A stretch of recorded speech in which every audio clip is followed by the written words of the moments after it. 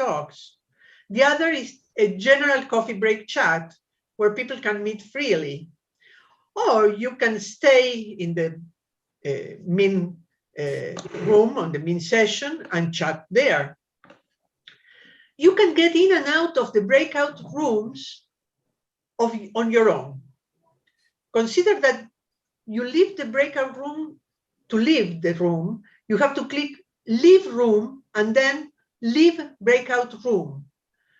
Please do not press leave meeting because you will leave the entire meeting. In any case, if this happens, it's not a big problem because you can access again to the meeting with the same link. So it's not a big problem. The talks and the question sessions will be recorded and uploaded to the ISPC YouTube channel after the conference. We asked by email for permission to record the talks. Nevertheless, if anyone is not happy that his or her talk is recorded, please let us know and we will stop recording. Finally, if somebody needs a certificate of participation, please let us know it after the conference and we will be happy to send you it. So these are the general tips. We will talk about the working of the conference in the next days. But now, after this brief introduction, I give the floor to Professor Eric Serry, who will recall the history of this ISPC meeting and will say some words about Foundation of Chemistry, that is the journal of the society, the official journal of the society. Thank you, Eric. Thank you, Olympia, and hi to everyone again. Hi. Nice to see you all. Elena is now switching a camera on as well. Let me see who else is there. Great. Okay, and Vanessa seems to have joined. Let me go and say a few words about the society and about the journal, as Olympia just mentioned. First of all, we have a new website, which I am showing here. It is a really nice website, and we have to thank Juan Camilo for this. It's got all kinds of good things in there, such as historical notes. You can find out who was at which meeting and so on. And of course, we have the Constitution and the meeting information and so on. There is our secretary, Juan Camilo, who is also the web designer, pictured here in Germany somewhere, I believe. Your executive committee, all of whom are here. There's also one more person, which is Michael Aykroyd, who unfortunately could not be here, but all the others are either here in person or are going to be speaking at the meeting. And to be a bit more friendly about this, here they are in portrait form. So all of these people will be giving talks. A little bit about the history of the society. You know by now this is the 24th meeting. The ones shown in red are the ones that were held in European cities, starting with the very first meeting in 1997, when this society was formed. And then the blue ones are in North America, and then the green ones are in Latin America. So this is the the fourth meeting that's being held in Latin America. And this is your friendly organizer, Olympia, and she is just one of several organizers, but they're too numerous to name them all. So with apologies to the other organizers, I will just name Olympia. And I've already named Juan Camilo, and Hernan, who is here with us, is another of the organizers. Now, I can't go on without saying at least a word about the football. I was very, very happy to see that the organization that organizes the Copa America decided to name two players as joint winners of Best Player. Messi, and Neymar. I thought Neymar had a tremendous game. Of course, Messi was fantastic, but Neymar had a tremendous game. They kept fouling him. He kept getting up and he kept trying again and he kept trying again. And then there was another game that took place yesterday, which we won't talk about too much. Anyway,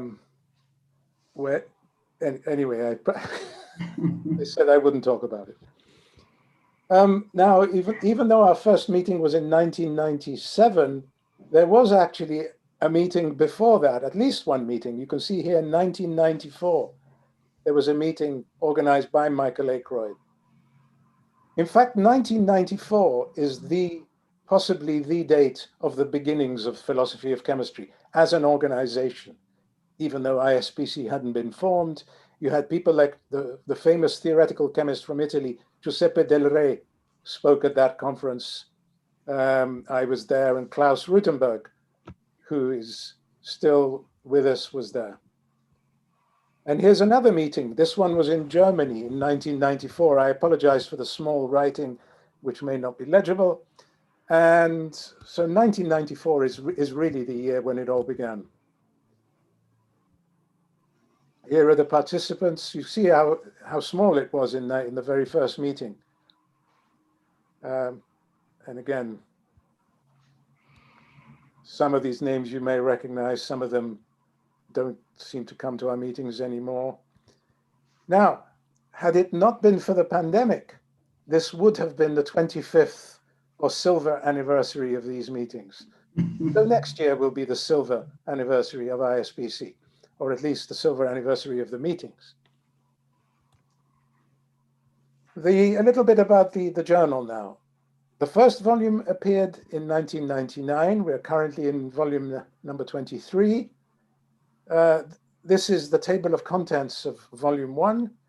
For instance, we had Lee McIntyre, who wrote an article. Lee McIntyre is one of the associate editors that I'll be talking about in one moment. The editorial board comes from all over the world.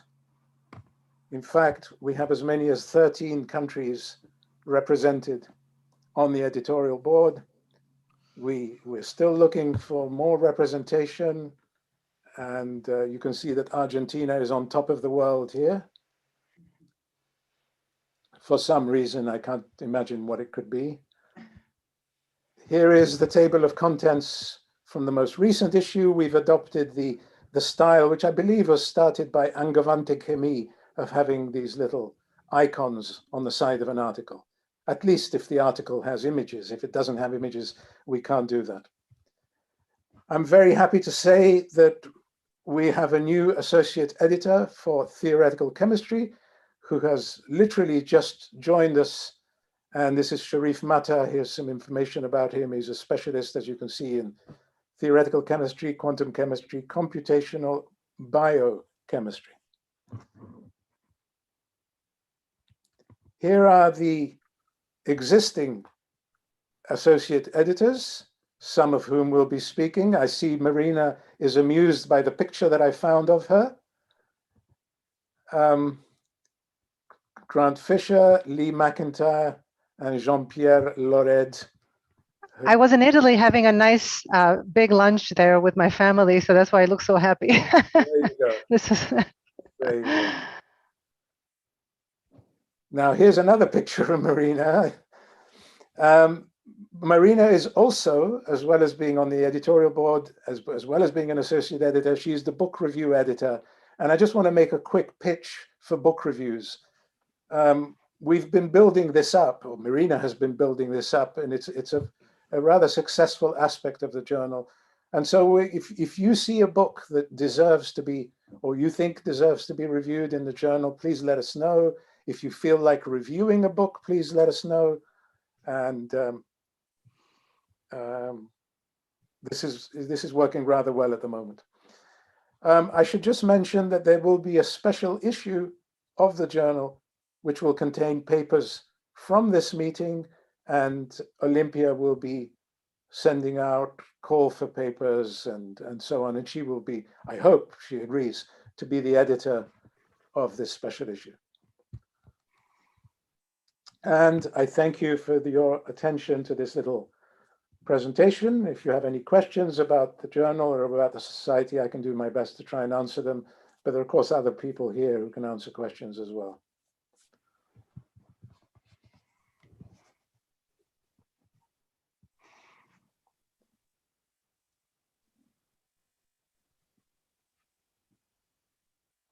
So over to you, Olympia, if you wanted to say a few more words. Well, no, I will say things about recording, the special issues and all this after conference points just close to the end, because today all people has a lot of information in their minds. And well, I think that we are ready to begin. We have perhaps 15 minutes. 15 minutes, 14 minutes to take to wait for people to join. No, we can. I can wait for people to join. I prefer to respect the times, just because perhaps people says, well, I will not arrive at 12:30, but I can arrive at 1 p.m. 1 p.m. for us. I mean, so let us wait for some people join us, and let us begin in 13 minutes. Yeah, there is already people watching us on YouTube. Actually, Agustina Duris says hello from there. You can see people watching? Yes, the amount of people that is watching. You can see how many people is there? Yeah, it's not much at, like right now, but yeah, I'm checking that we are transmitting like broadcasting live. Great. I see that Marina's picture is the same one I used, so it must be one of her favorite pictures. That was my picture from Paris when Clevis and I got married. We went there. I think that I have to change my pictures, because now I have a completely different look. So I don't know. I'm so changed that perhaps people cannot recognize me anymore. So I should change my pictures all around. But you look wonderful in all your pictures, Marina. You are so pretty. And now you have my COVID hair. This is my COVID hair. I still haven't cut it. You're very nice with the longer hair. Great. Yeah, it's going to come off soon, though. Too much work. Just as a matter of interest, what time zones do we have? Where are people logging in from? Here, we are 1 hour behind, 1 hour ahead. No, 1 hour behind Argentina. So we are 11:48. I'm 4 hours behind Argentina. Mm-hmm. It's coming up to 9 o'clock in the morning here. Wow. And you, Sharif, you are close. Same as Argentina. The same. Same. Atlantic hour is the same. Yeah. But people from Europe is 5 hours later. So yeah, 6 here o'clock. It's almost 6 p.m. 6 p.m. Yeah. So Elena, you are 6 hours ahead of us here in the United States. Yeah, right. Yeah. In fact, it's almost 6 p.m. I was saying. Okay. Because I mentioned to Giovanni about this conference, so I told him 6 hours ahead in case he wants to see it on YouTube. Yeah. Yeah. But I sent a message to the mailing list of the Italian Chemical Society. So I expect people to connect on the YouTube channel. Mm-hmm. Mm-hmm. Great. And we expect people from India, and also think of people from Japan. Yes, actually, so they will have hard time, because for them, I think it's really they are in the middle of the night, but it's not, I mean, this is it's 9:20 unavoidable. Yeah, 9:20 p.m. here. So the later talks will be in the wee hours. Yeah. No problem. Well, I'm sorry. I'm sorry. Nice to see you, Sukumar. You look good. I have a question. Hi, Maino. Welcome. Hi, Michelle. Welcome. So Camilo, you said that this is these sessions are going to be recorded. Yes, right? exactly. So they'll be available later if we want to watch them later. Yeah, I can edit them, so I can upload them like in short presentations or something. To the YouTube. Yeah. The idea is to have the channel of the ISPC to try to build that. Now that we have the technology to do it like straight, it's the best thing we can do, I think. I just subscribed to it, so then I'm going to like it, and that way that's good. Yeah, let us improve it. Yep, there we go.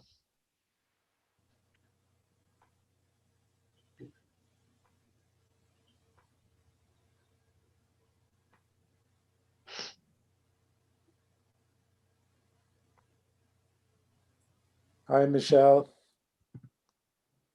Hello. Hey. Hey, Michelle. Hey. Hi, Yoshi. I've just come from Australia, apparently, where they were hosting the International Society for System Science conference, which is also today.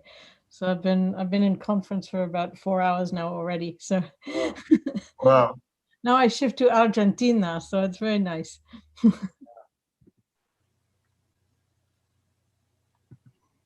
Oh, hi, Michelle. Hello. Michelle, this is a society of system science, like in the Bertalanffy sense? Yeah, that's right. That's right. Thank you. Yeah, it's very nice. It's a good organization. I encourage, because it's very close to philosophy of chemistry as well. So I encourage you all to have a look at the website. It's a very active group, very nice group, very open-minded, rigorous at the same time. Some of them are really wacky, but that's good too, because it's refreshing. But it's really nice. Oops. Sorry, I'm sorry. I'm sorry about that. But anyway, I look forward to this meeting because it will be interesting. Thank you.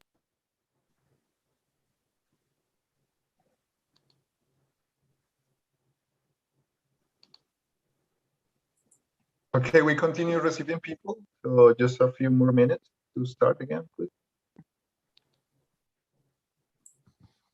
Olympia, two of my colleagues, I forgot to tell you, Fraser Smith and Emily Smith may be joining as well. So if you don't mind, if you can allow them, that would be great. Thank you so much. No problem, no problem. Yes, exactly. They just need to send us the request with the Zoom link and we will let us enter. Thank you so much. Okay.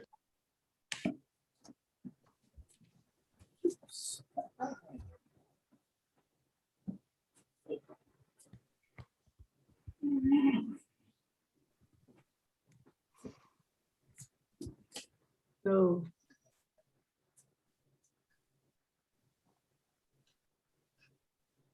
the periodic table of books.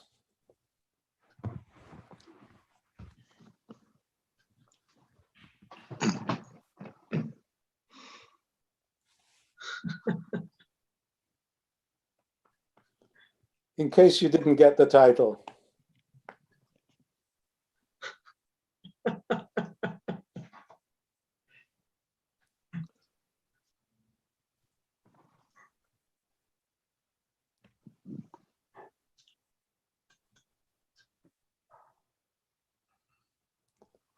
Don't look at it too hard because it'll mess with your brain. Psychedelic. Yeah. Pulsating.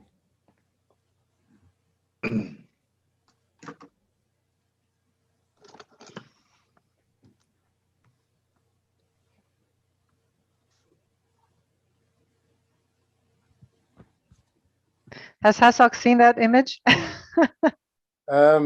If he's on the YouTube channel, yes. It's great. Otherwise, no. Welcome, okay. Sorry? Welcome. You're welcome. How are you? Who is that? Welcome. Okay. Ah, okay. How are you doing? You are muted. We cannot hear you. Oh, can you hear me?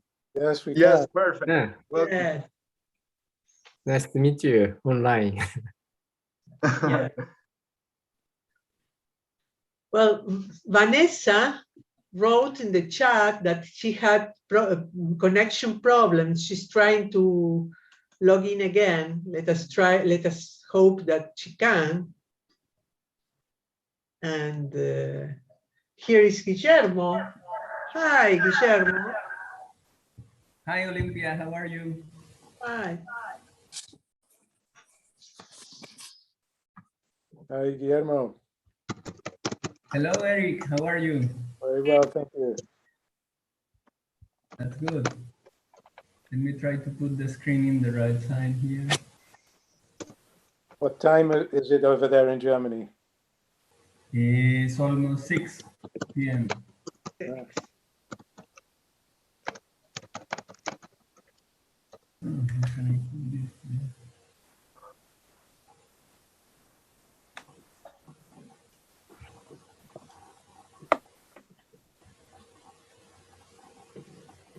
No Klaus Rutenberg yet? No, not really. No, not yet. It's Robin there. Hi, Robin. Here I am. Yep. Hi. Hi. Hey, Robin.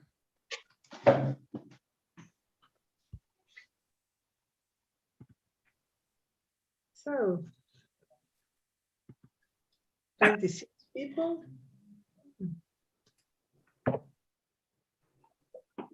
And what about the streaming, Camilo? We are like receiving hello from people from Italy, from Spain too.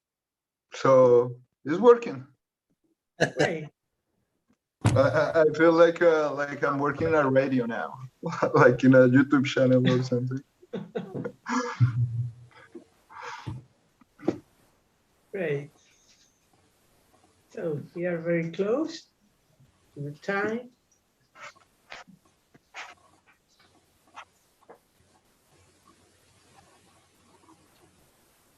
Well, it's great to see all the COVID haircuts, the COVID beards, the COVID shirts, and just COVID everything. This is my own. I cut my own hair by my. Looks nice. 5 or 6 tries, but you know. That's why it's so short now. That's right. Exactly right.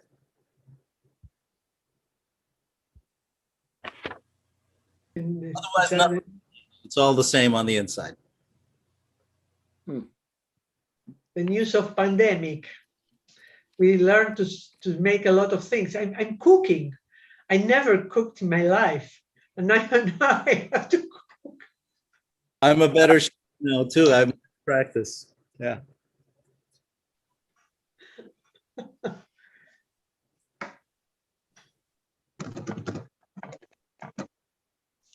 So, well, I think that we can begin. Let us begin with the first session of this day. And we will begin with Eric Serry talk named Hasok Chang on acid, as you can see, like this. And well, I remember you to turn off your microphone. And if you want, it would be great if you can stay with your camera on, so the speaker can feel that is talking to somebody and not to the void. I think that is very better for the speaker. So you can. Thank you. So, Eric, thanks. Thank you very much, Olympia. Let me get started. So, as you saw the title, Hasok Chang on acid, which I will explain if it needs explaining. Some preliminary comments. Hasok is, of course, one of the top historians and philosophers of science working today. One of the good things about his work is that he tends to focus on scientific details, on the real science, if you like, and he doesn't withdraw into the more obscure and analytical aspects of philosophy of science. He is, of course, the author of several books, including Inventing Temperature, which won the Lakatos Prize. He is the author of a book called Is Water H2O? Hasok is also somebody who has more or less invented a kind of philosophy of science. He calls it complementary science. And the idea being that philosophy of science can actually contribute something to science itself, right? An idea that I am in complete agreement with.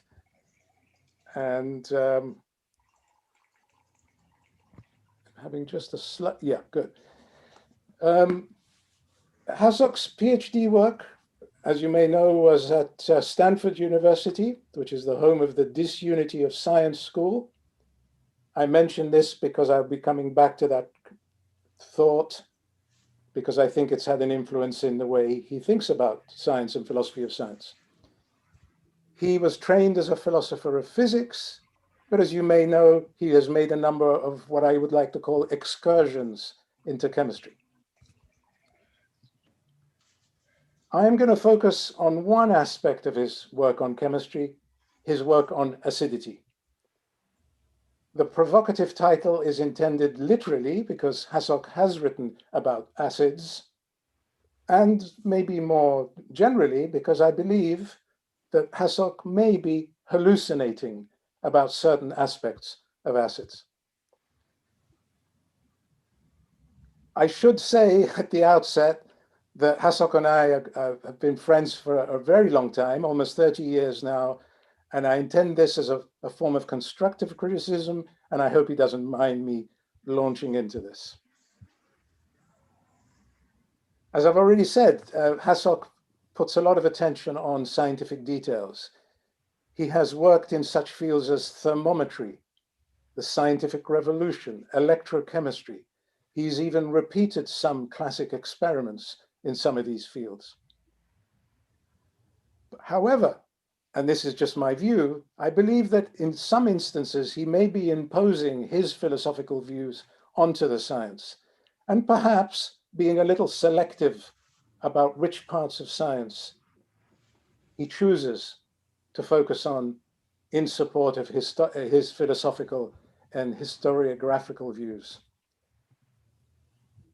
For example, and now let me get to the point, Hasok believes there is a kind of rupture, a discontinuity, an incommensurability gap between the way in which acids were conceived by the Arrhenius theory of acidity and the Bronsted-Lowry theory of acidity on one hand, and on the other hand, the Lewis theory of acidity.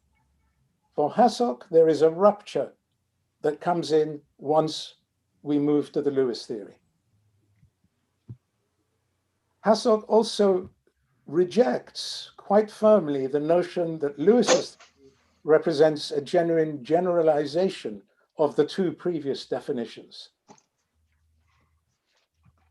Just as a reminder of what these three definitions are, for those of you who may not be familiar with this, according to the Arrhenius theory, an acid is a substance that forms H+ ions in aqueous solution. So for instance, HCl is clearly acting as an acid here. The Bronsted-Lowry theory generalizes this by saying an acid is now any substance that donates H+ to any polar solvent, or even if there is no solvent. So for instance here, so-called acetic acid is actually acting as the base, HCl is acting as the acid, and the HCl is donating the proton to acetic so-called acid. Right. So it's a relative concept, acidity and basicity. Okay. The Lewis theory, the one that causes problems for Hassock, is that a Lewis acid is an electron pair acceptor, such as the BF3 molecule in my diagram, and a Lewis base is something capable of donating a pair of electrons, in this case, ammonia. All right, what's the problem? A further example of acid-base behavior a la Lewis would be this. Any transition metal ion combining with some ligands to form a complex ion, according to the Lewis definition, this is an acid-base reaction. It does not involve H+, of course. Hassock disagrees that the Lewis definition subsumes the earlier ones, as I already mentioned. And just to repeat, for Hassock, there is a rupture that's taken place on moving to the Lewis theory. I quote from one of Hassock's papers on the subject, I am almost inclined to say that the two concepts are incommensurable. It might be sufficient for present purposes to say that the Lewis and the Bronsted-Lowry definitions refer to two different sets of chemical substances. There is an overlap between the two sets, but one is not a subset of the other. He goes on to say, perhaps the most popular story told by good chemists is that Lewis's definition encompasses the Bronsted-Lowry definition, that it is a generalization of the latter, because a proton donor is also capable of accepting an electron pair. But I have my doubts about this, says Hassock. Consider the reaction of hydrochloric acid and sodium hydroxide, which he presents in this way I've shown here. He goes on to say, but how would the same reaction be understood from the Lewis point of view? Does HCl accept a pair of electrons from sodium hydroxide? My response, shown in red here, is no, of course not.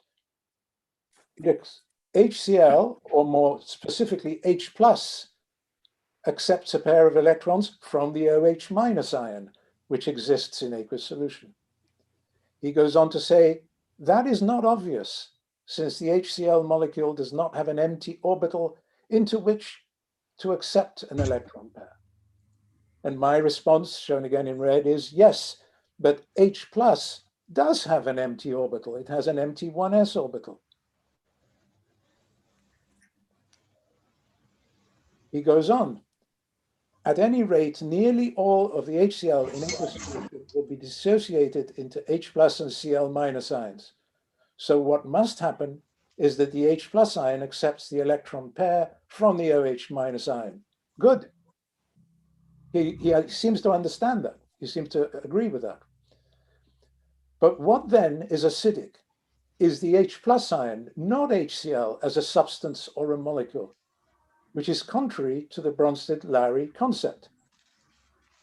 Now, actually, according to the Bronsted-Lowry concept, HCl as a molecule, quoting Hassock, is not acidic. HCl is only acidic when it reacts with water. So what Hassock should have written for the reaction to make this clearer is HCl aqueous plus sodium hydroxide aqueous. In aqueous solution, H+ is present. H+ accepts a pair of electrons from OH-. There is no problem, as far as I can see. As every high school student knows, HCl is not acidic in gas form. You can demonstrate this with the famous fountain experiment.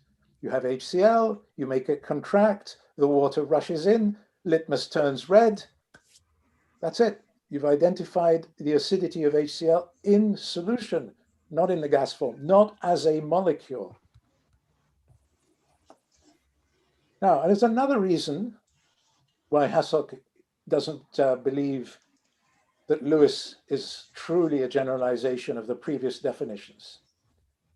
I quote, it's because Lewis acids cannot be quantified by means of a pH meter. And he quoting further from Hasok, at this point, there may be a strong temptation to get back to something more certain and sensible, like measurement, to anchor the meaning of acidity, rather than seeking security in ever-changing theories. We do have a widely used measure of acidity in the form of pH, but I will argue that it is not a measure entirely fit for grounding the concept of acidity in its theoretical or empirical aspect. Right? So he accepts that there is a measure of acidity, pH meter, but he's saying we can't apply it to Lewis acids.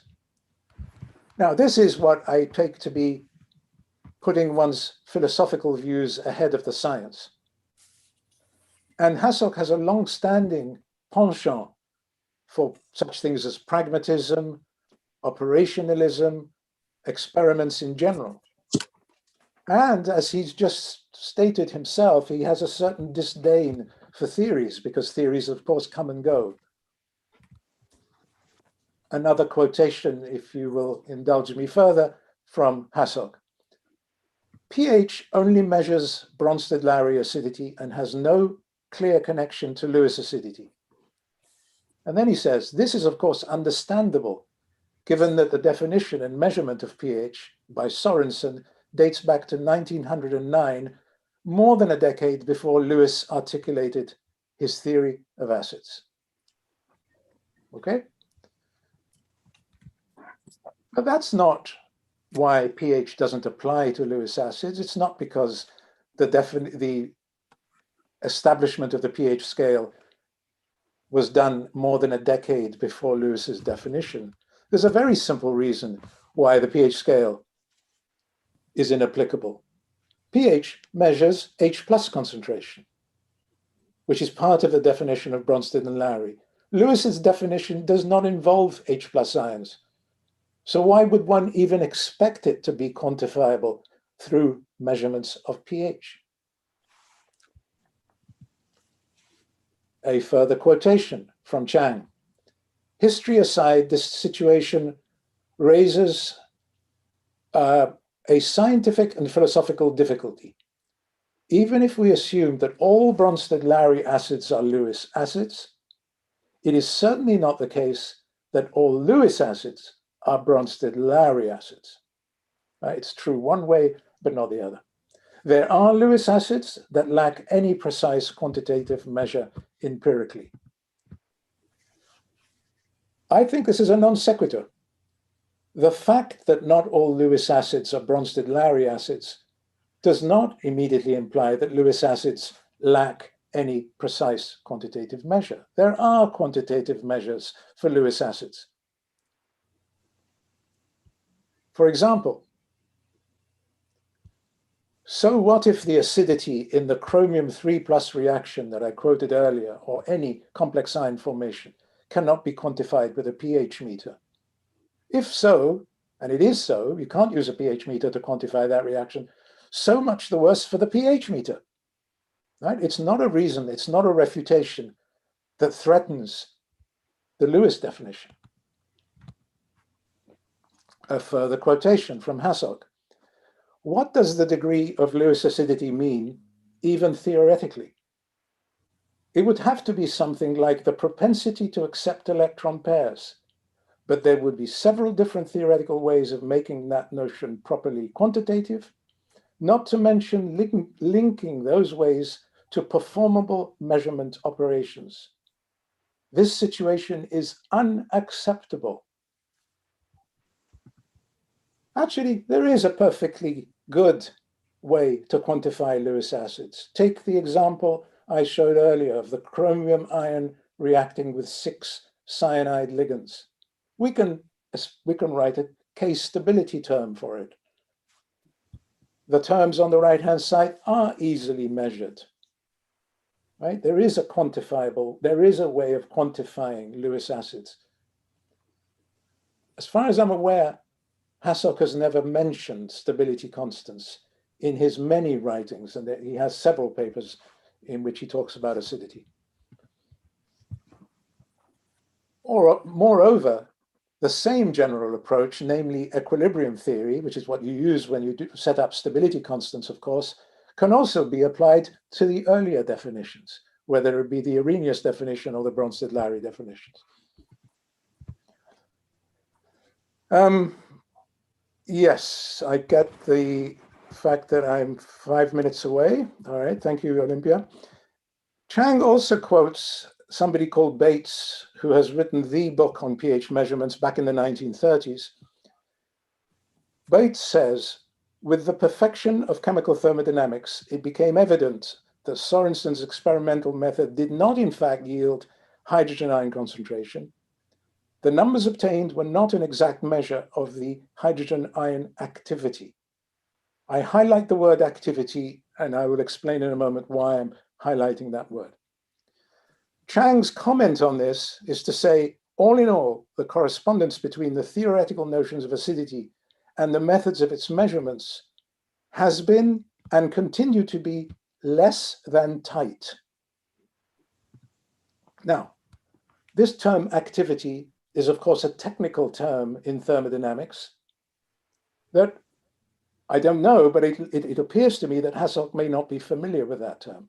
Activity, of course, means if you want to measure the activity of compound C is equal to the concentration of compound C times the activity coefficient, as shown in my formula there. It doesn't just mean acting as an acid, as Hasselt seems to believe. Right? Thermodynamic activity was a term incidentally introduced by Lewis to account for the phenomenon of hydration of ions and something called ionic strength, which I will just briefly mention. What you do in thermodynamics is instead of using the equilibrium constant that features concentrations shown here, the more correct way of doing this is to use activities in which you have these activity coefficients, and these activity coefficients in turn can be calculated in this horrible looking equation here with a 305 term in the denominator and so on, okay? It's referring to the fact that whenever you have an ion in solution, you have counter ions around it, shown in my little picture here. And so you have to take account of the size of the ion and its counter ion. That leads to this discussion of activity. For example, the elementary definition of pH is shown in red here. pH is minus log of hydrogen ion concentration. But the real definition, or the more accurate definition, is that it's not what's shown in red. It is in fact the pH of the negative log of the activity of H+. And this is all well understood. For example, for a 0.025 molar solution of HCl, it makes a difference. Not a big difference, but a significant difference. Okay, this is all well understood in thermodynamics. Let me end by saying a little bit about chemical bonding and electron pairs. Lewis's definition of acidity is something, a Lewis acid is something that accepts a pair of electrons. Right. Not only, I claim, is it a genuine generalization of the previous definitions, contrary to what Hasselt is saying, but it's also part of a much greater unification that was initiated by Lewis. Lewis is, of course, famously remembered for having proposed the idea that a covalent bond is a shared pair of electrons. Lewis, as we've seen, also proposed the idea that an acid accepts a pair of electrons. So what Lewis did in this piece of work back in 1923 is that he unified our understanding of acids and bases together with our understanding of any reaction that leads to covalent bond formation. They all involve electron pairs. An acid accepts both the electrons in a pair, while, for example, if you react a hydrogen atom with a bromine atom, they do so by sharing a pair of electrons. To put it another way, dative bonds and typical covalent bonds are variations on the same theme. Lewis succeeded in unifying those two kinds of bonds. Moreover, all the subsequently developed quantum theories of chemical bonding, such as valence bond, molecular orbital theory, have maintained the notion of electron pairs. And just to mention as a detail, Lewis actually suggested that the opposite magnetic properties of electrons might be responsible for overcoming the obvious objection that two electrons in a pair are going to want to repel each other. And he did this before electron spin was first introduced. And I noticed that Juan Camilo is actually going to speak about the origins of Lewis's thoughts on magnetism. Many of these ideas have been retained in some form following the advent of quantum theories. Electron pairs are, of course, retained in the notion of an atomic orbital, which can contain two electrons with opposite spins in the modern parlance. A quantitative account of chemical bonding is, of course, to be had by considering electron exchange, which serves to stabilize a molecule, but nevertheless, the iconic idea of a pair of electrons remains at the heart of chemistry. I think Hassok is downplaying that whole development by objecting to Lewis acidity in the way that he has done. And Lewis's idea was not confined just to inorganic chemistry, of course. It's been the basis of physical organic chemistry at the hands of people like Robinson, Ingold, Woodward, and Hoffman. All these achievements are indirectly undermined by Hassok in his sustained attack on Lewis acidity. So my suggestion is, instead of looking at Lewis acids as failed acids, we should consider it the other way around. Lewis acids, meaning dative covalent bonding, form a subset of all types of covalent bonding. And like oxidation and reduction, the modern view of acids and bases transcends the layperson's view. Just because they may not sting when you put them on your hand, and they may not be measurable with a pH meter, right? That's the layperson's view. So an obvious question would be, why all the nostalgia for acids in the layperson's sense of acids, which seems to be Hassok's view. So I now conclude quickly because I'm already slightly over time. HCl is not intrinsically acidic. It becomes acidic on reacting with water. It is perfectly consistent to consider H+ as a Lewis acid. Lewis's definition is a genuine generalization of the Bronsted and Lowry theory. There is no rupture. There is no incommensurability. Our inability to measure Lewis acidity with a pH meter is neither here nor there. Lewis acidity can be quantified by means of stability constants. Activity is a technical term used to characterize the non-ideal behavior of ions. It's a well-understood phenomenon. There is nothing less than tight here. Electron pairs rather than protons are the key to understanding chemical bonding, either in Lewis structures, which are purely classical, Vesper theory, which is classical, or in the quantum mechanical theories. And acid-base behavior is just one kind of chemical reaction involving electron pairs. So what Lewis did effectively is to place acid-base behavior into the wider context of bonding in general. Lewis achieved a unification between acid-base reactions and bonding in general. Perhaps Hassok should focus on unification rather than claiming disunity and rupture. And thank you for your attention.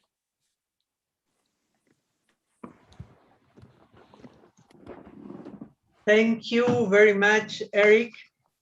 Well, we are open to the questions. Remember to write a Q in the chat, so I received the questions, not the questions, but the order of the question, and I can give you the possibility of asking in the same. I have a question, Guillermo Restrepo. Okay, thank you, Eric, as always, for your nice talk. And you mentioned something, and I don't know whether I missed that part, but you mentioned that the fact that Hassok studied in Stanford has to do with the way he sees things. How is that? Well, because he sees disunity where other people see unity. He sees rupture. He sees incommensurability. Hassok is also something of a disciple of Thomas Kuhn. I see parallels between, and it's not just me, and he publicly acknowledges this. There is a lot of Thomas Kuhn's idea of incommensurability. If you remember one of the quotes, he actually uses the word incommensurability between the Bronsted-Lowry definition and the Lewis definition.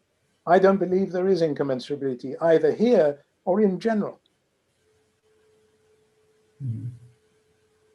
Okay, thank you. Well, whilst people think in different, a comment from Farhad. Hello, Eric. I enjoyed the talk. I think that this sort of the focal point of your critique, one of them could be the issue of overemphasis on technology, on instrumentation. And so from the point of view of instrumentation, there is a disruption, but that only goes so far. It does. And I would say not, sorry, not even that, because there is instrumentation that can be used to measure the concentration of those ions in the way I present it. You know, the stability constants require technology to measure concentrations. Well, certainly. I mean, not that no technology is available, but the technology of the pH meter has been succeeded. And you could say there's some, you know, you could do a evolution of technology study to really analyze the continuity or discontinuity between pH meter technology and what you're just talking about now. Yes. If there is some discontinuity that you could justify, it would be found in that the trajectory of developing technologies. But I think demonstrated pretty well on the theory side, it's not really, you can't maintain a rupture as you've pointed out, I think.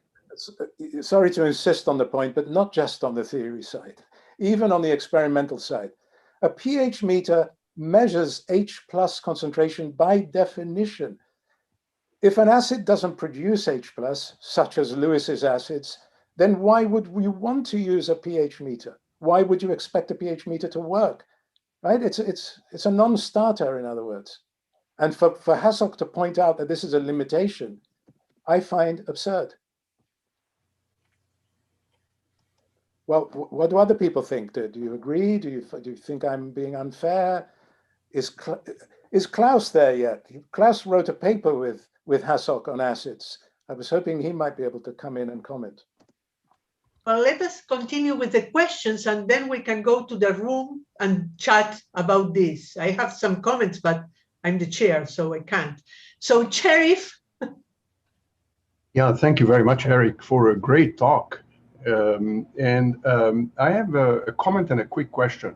The comment first, I thank you for underscoring the importance of using activity when you define pH. It is not the concentrations, as every textbook in chemistry says the pH is minus the logarithm of the concentration of hydrogen ion. That's wrong, because you cannot include in the argument of a logarithm or an exponential function something that has units. You are teaching this something wrong when you say that this is the concentration of hydrogen ion, that this is a logarithm of the concentration of the hydrogen ion, which has units in it as a baggage. How can you have 10 to the power 10 elephants? You know, it makes no sense. You know, it's just ridiculous. So I thank you very much for underscoring this important point that is overlooked in a lot of chemistry, first-year chemistry textbook type thing. And the second thing, have you come across in your readings or in this field, anybody has used the QTAME in order to quantify Lewis acidity, basicity kind of thing, which is iconic. For example, it's on the cover of Bader's book. You know, you have where the Laplacian, where you have lumps in the Laplacian that corresponds to the electron donor groups and holes in the Laplacian that, in other words, local deficiency in the electron densities that accept these lumps. And it corresponds one-to-one to what the chemists have as Lewis acid base bond formation kind of thing. Thank you. Okay, thank you, Sharif. On your first point, you're right. Most elementary chemistry textbooks give the the version involving concentrations. But we have to remember that for dilute solutions, that's okay, right? Yeah, but it's not in principle okay. It's in the number is okay. When you take the number from the calculator, fine, but it provides the wrong idea to the student. I agree with you completely. It's a stumbling point that comes up every single year when one teaches this. Right. On your second point, I'm not aware of that work. You, of course, are an expert in that field, and I'd be interested to hear more about the quantification of acidity using such things as Bader's methods. You say that you can actually picture it and quantify it. Is that correct? Yeah, it's not my area exactly, this one, but I am very familiar, of course, with QTAIM, but there is tons of work. Perhaps even Sukumar may have had some contributions in this area. I don't know, but it's a well. To continue the chat in the room, because we have one more question, because we are on time. Very short question from Jute.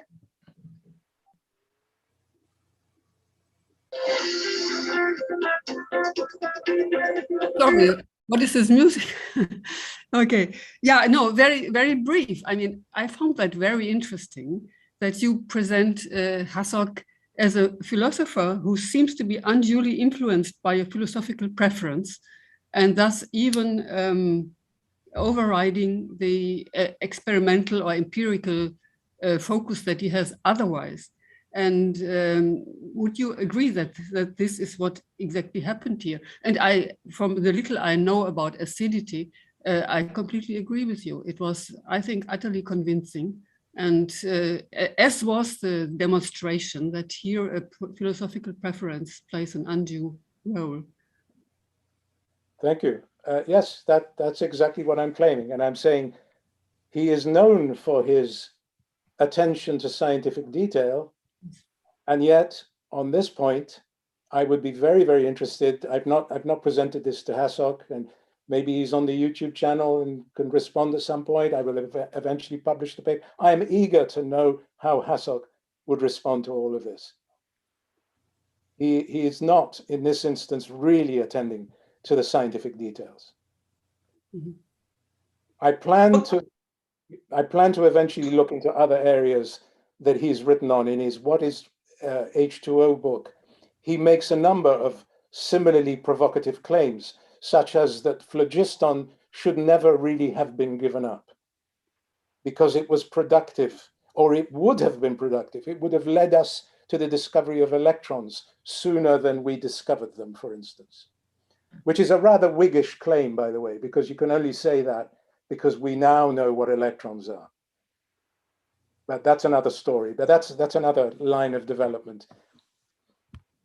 Okay, I would like to close with a comment coming from Eugen, who has problem with his microphone. It's a very short comment. He says, Eugen Schwartz says, the issue may be connected with the fact that many chemical concepts are felt by chemists are being useful in a fuzzy and multidimensional sense. Many chemical concepts are not linear but multidimensional, such as aromaticity, oxidation, elements, etc. Thank you, Eugen. And acidity, presumably. Yeah. Okay, so thank you very much. Thank you. So now we can start with the second talk of our first day. Is the talk of Professor Sukumar. The title is Mereology of Chemical Space and Chemical Libraries. Can you share? Yes. Yeah. Okay, I will raise my hand, my electronic hand, when you have 5 minutes left. Okay? Thank you. Can you hear me okay? Yes, we can. Okay, great. Okay, so first of all, I'd like to say that I'm not a philosopher. I don't do research in philosophy. My research is in computational chemistry. My philosophical ideas might be half-baked, but you know, where my research interfaces with philosophical concepts, that's where I'm going here. So let's first talk about chemical space. As we know, space is big. Okay, as evidence for that, you can take the Douglas atoms if you don't want to believe astronomers. The Milky Way galaxy contains about 100 to 400 billion stars, and there are an estimated 2 trillion galaxies in the universe by decent estimates. So, in comparison, chemical space is vastly more huge. The chemical space of just the pharmacologically active molecules in cheminformatics is expected to be in the order of 10 to the power 60 molecules. Okay, and not only is it bigger in terms of the number of molecules, but even in terms of the dimensions, because chemical space is normally visualized in a multi-dimensional space of molecular descriptors. So you can have as many dimensions to the space as you can imagine molecular descriptors. So you're not just restricted to 3-dimensional space. So for instance, you have here a section of chemical space where you have the molecular mass versus the logarithm of the octanol water partition coefficient. So chemical space is traditionally visualized in a space of molecular descriptors, and this is used by medicinal chemists to visualize where their molecules lie in the space. And you can see here that the chemical space occupied by antibacterials is very much different from the chemical space occupied by central nervous system drugs. And this is important when you are searching for a drug for a particular condition. You want to be searching in the correct space. Okay. So, statement of the problem, this is a chemical library which is, let's say, a finite collection of molecules for a finite collection of discrete molecules assembled by chemists for some specific purpose. And you might naively say that, might expect that a library like this, being just a list, will have a simple classical mereology. You can split up this list into 2 different lists, and put the lists together again. You have the original list, and the properties of the entire list should be basically the sum of these 2. Well, that's not really so, because of this, what I said here, it's a finite collection of discrete molecules assembled by chemists for some specific purpose. So the purpose, the function, comes in here. So the molecules in any library have some relation to each other, and because of that, the chemical libraries have distinct properties that are not identical to those of their sub-libraries. Okay. So so chemical libraries have distinct properties which are not identical to those of their sub-libraries or to that of their composite. So for many purposes, it is thus more useful to represent a chemical library as a graph or a network. So chemical space networks represent an alternate coordinate-free representation of chemical space. So here the axes don't have any specific meaning. And in this view, chemical libraries are graphs whose nodes are distinct molecules and whose edges are some pairwise relationship between the molecules. Now, where I am going with this is that the application of graph theory in science really probably started with chemistry, with chemical graphs of molecular structures and things like that. And we all know that a molecule is very distinct from just a jumble of its atoms. Okay, a molecule has distinct properties which are different from those of the collection of atoms. So if we visualize a molecule as a graph, and here we're visualizing a chemical library as a graph, so I'm arguing that the chemical library also has a different structure from its constituents. So a mathematical statement of this is that a chemical library is represented as a graph with nodes U, which are distinct molecules, and whose edges E are some pairwise interactions between the molecules. So we can distinguish three different kinds of molecular networks. One is interaction networks, where the edges represent some physical contacts between different molecules or intermolecular interactions. For example, protein-protein interaction networks. Then there are chemical transformation or reaction networks, where the nodes represent metabolites or reactants and products, and the edges represent some reactions connecting them. And the third type is similarity or dissimilarity relations, where the edges don't represent a reaction or a physical interaction, but they represent a similarity relationship. They represent a chemical or mathematical similarity relationship between the molecules. So here we're getting more abstract. Okay? So to just give some examples here, this is the yeast protein-protein interaction network studied by Yildirim et al. Here the edges represent physical contacts between molecules, or the protein-protein interactions. Okay. In a chemical transformation network or a reaction network, the nodes represent metabolites and the edges are reactions connecting them. Example being the Krebs cycle, where each of these arrows is an edge and each of these boxes is a node. In similarity and dissimilarity relations, the edges represent a mathematical or chemical similarity relationship. So here is a network model of a diversity-oriented library. Here the similarity measure is defined using a set of descriptors or fingerprints, and then a threshold is set. And if we choose all molecules which have similarity greater than the threshold, that gives us a similarity network. And if we set a different threshold and choose all molecules which have similarity less than that threshold, we get a dissimilarity network. So here, this is actually a combination network where the blue edges represent the similarity edges and the red edges represent dissimilarity edges. Another example is the network of binding sites in the protein data bank.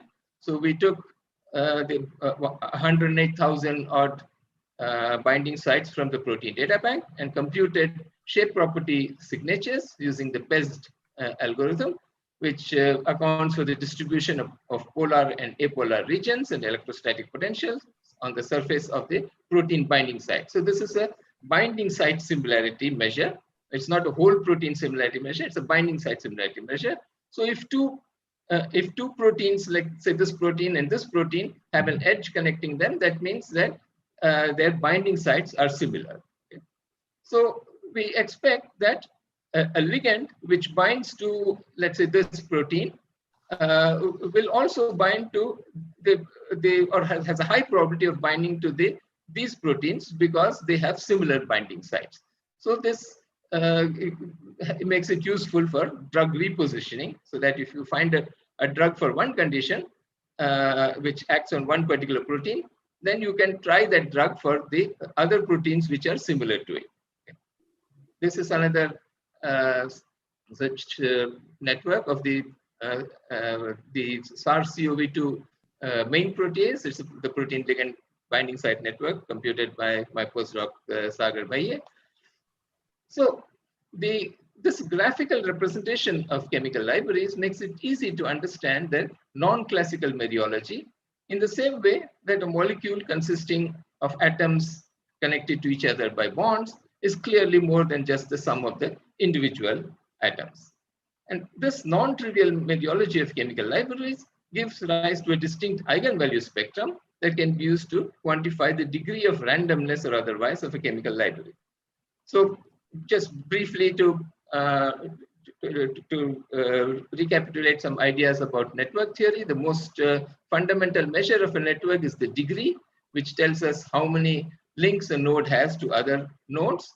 The degree distribution is the distribution of that of degrees. The probability that a selected node has exactly k links is the degree distribution. We see that for a random network, this is a Poisson distribution, and for the scale-free network, it has a power law distribution. Here, this is a log-log plot. So on the log-log plot, the power law is a straight line. Okay. And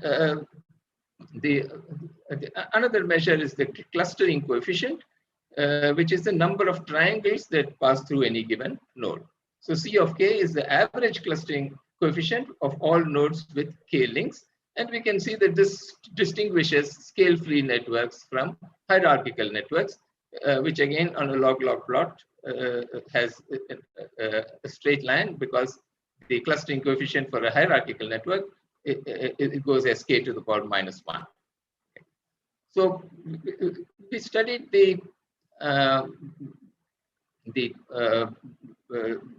behavior of large chemical spaces, and we found some 10 years ago, by studying this a large chemical library, which is the zinc database of commercially available compounds, which at that time had over 13 million molecules. Now it's about 20 million plus.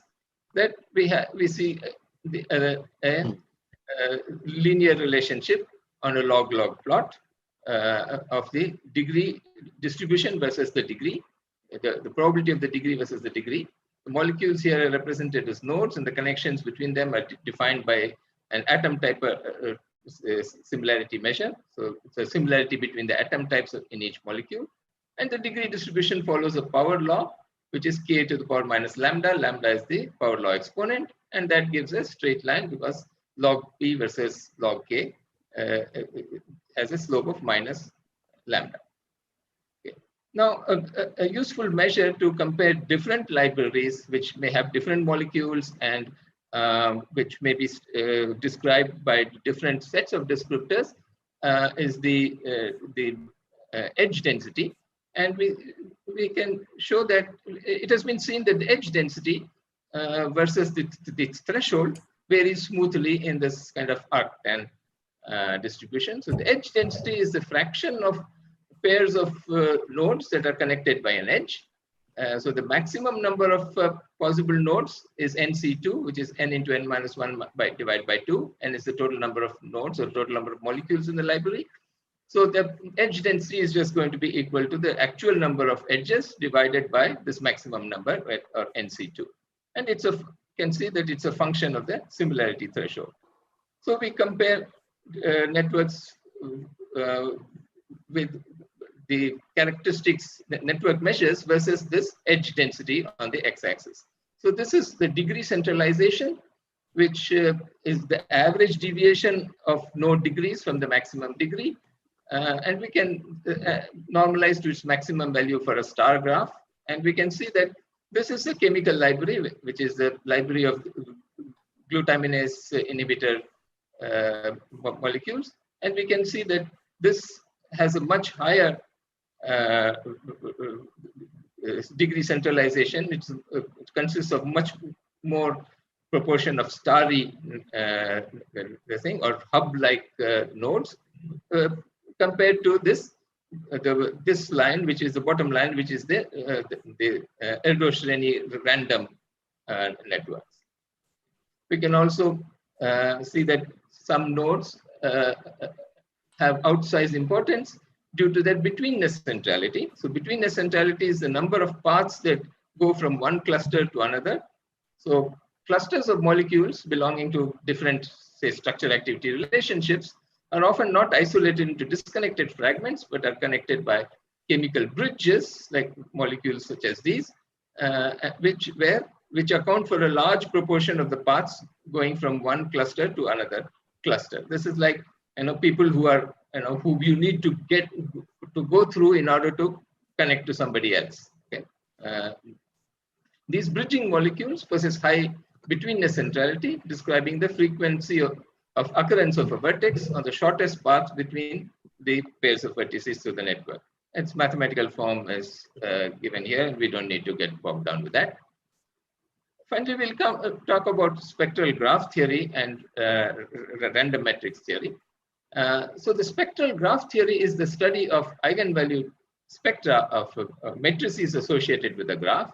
There are two kinds of matrices which are widely studied. One is the adjacency matrix.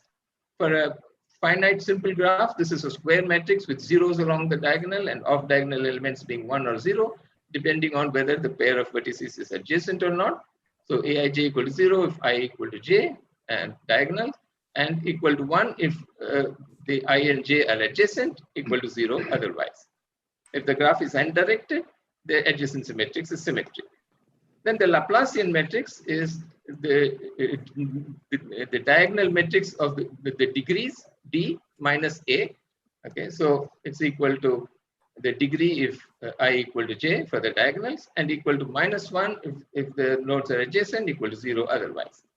So for example, for a graph like this, the adjacency matrix can be calculated like here. So node 1 will be connected only to node 2.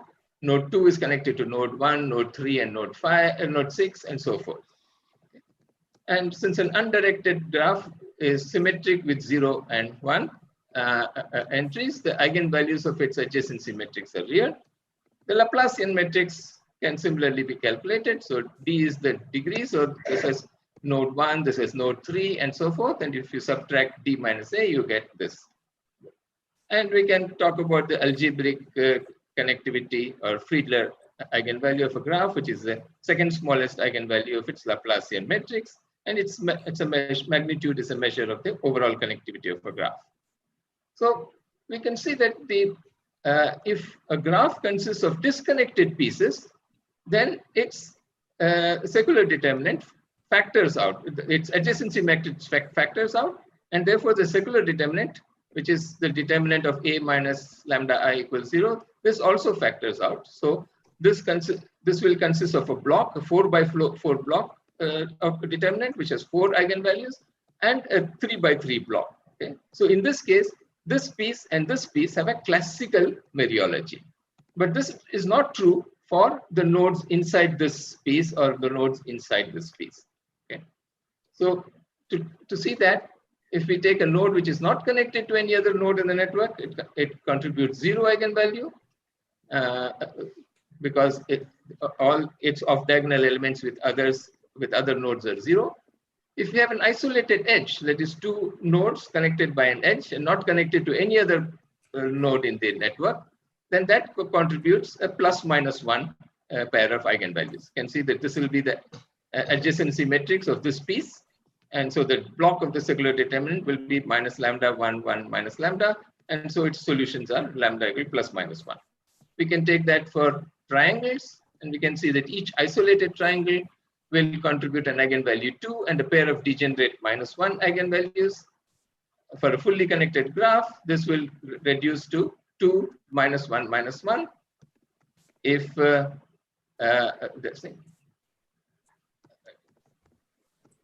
for an isosceles distortions, that is, if you break this edge, then you get 0 and ±√2.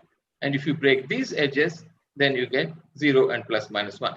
So the take-home message is that these -1 eigenvalues and these 0 eigenvalues can arise due to multiple reasons.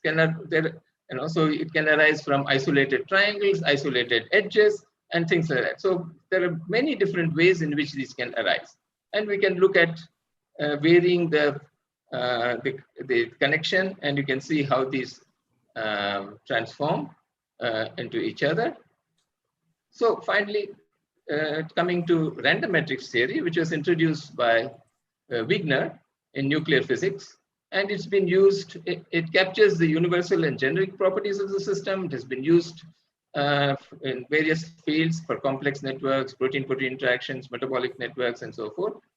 And for a random network, it has this Wigner surmise, which is a semicircle distribution of the eigenvalues converged to a semicircle.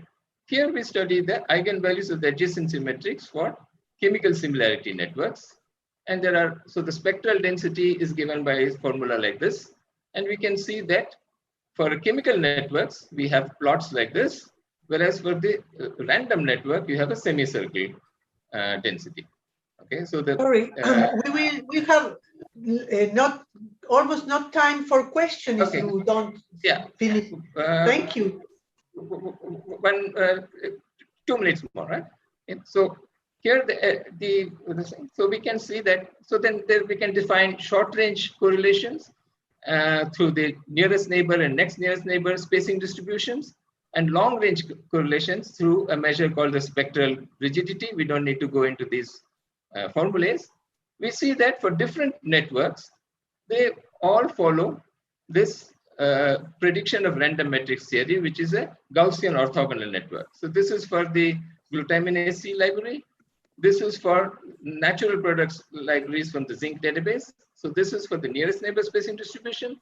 Same thing we can see for the next nearest neighbor spacing distributions, again for the glutaminase C library and the natural product libraries.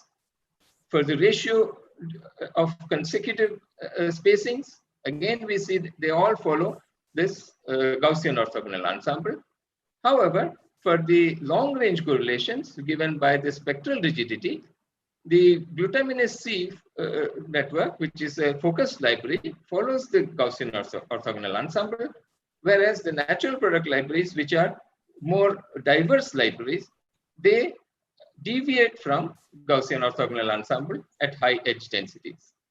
So I'll skip the discussion of activity cliffs, and we'll just go to the conclusions, which is that a chemical library can be represented as a graph or network with non-trivial mereology, and spectral graph theory and centrality measures provide useful tools to probe the mereology of large chemical networks. And these statistics quantify short-range spectral fluctuations. They exhibit universal behavior and follow Gaussian orthogonal ensemble for various chemical spaces. But spectral rigidity, which encodes the long-range fluctuation statistics in eigenvalue space, the correlations between eigenvalues which are distant from each other in eigenvalue space, they respond to measures which not only network structure but also the chemical space. So you can use that to distinguish between different kinds of chemical spaces. And understanding these connections with spectral rigidity can help us understand the mereology of large chemical spaces. So I'd finally like to thank the people who did the work. This is my colleague, Professor Santosh Kumar from physics, Professor Sudipto, who is an expert in random matrix theory, Professor Sudipto Bhattacharya from maths, who is an expert on networks, my postdoc Sagar Bhaiye, Michael Klein, who did the analysis of the protein data bank and the large chemical spaces, my PhD student, former PhD student Ganesh Prabhu, and my current PhD student Manuja Kotial, who is studying the random matrix theory and its applications to chemical networks. And thank you all for your attention.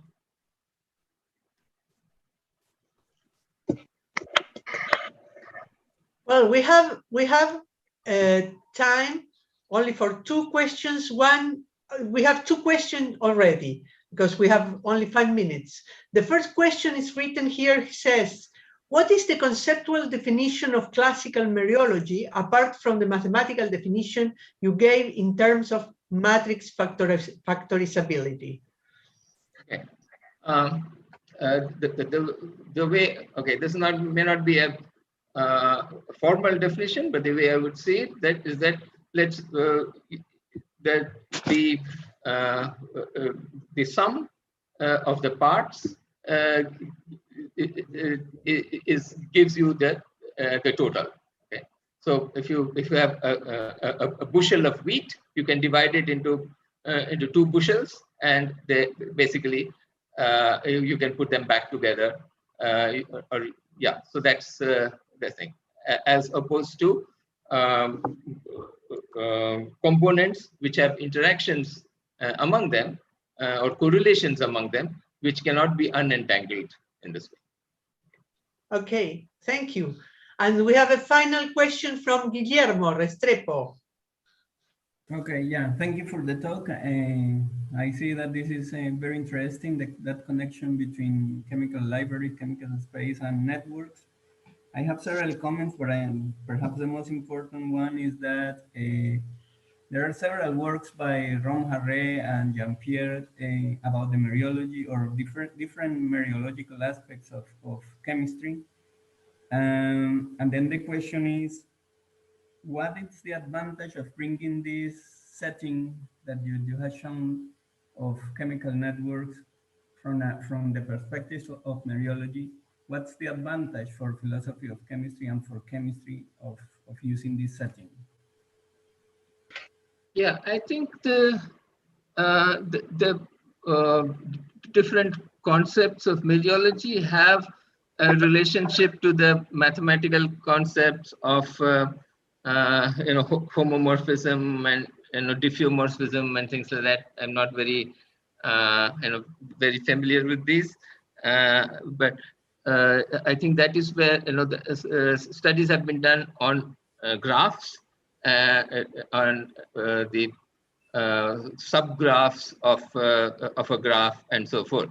But what I'm looking at here is the eigenvalues and how those eigenvalues relate, eigenvalues of the subgraphs relate to the eigenvalues of the entire graph, and that is a totally non-trivial relationship unless the subgraphs are completely disconnected.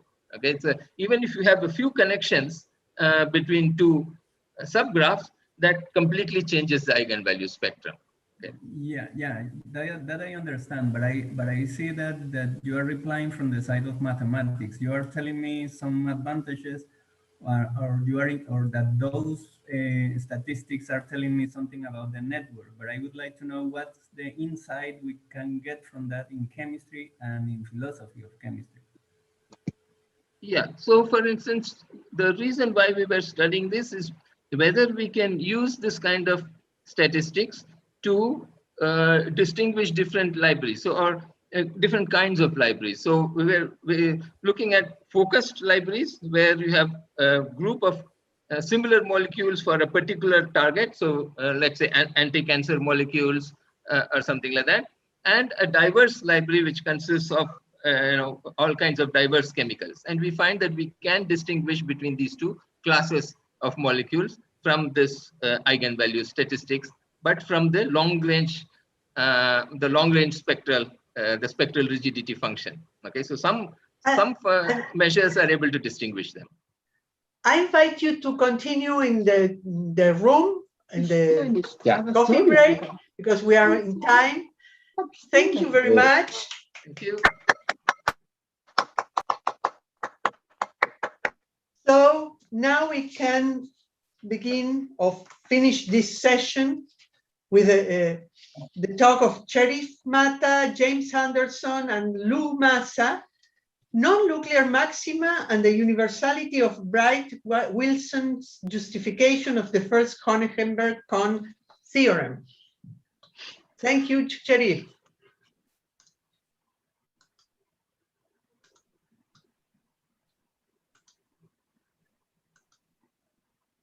You are mute, Cherif.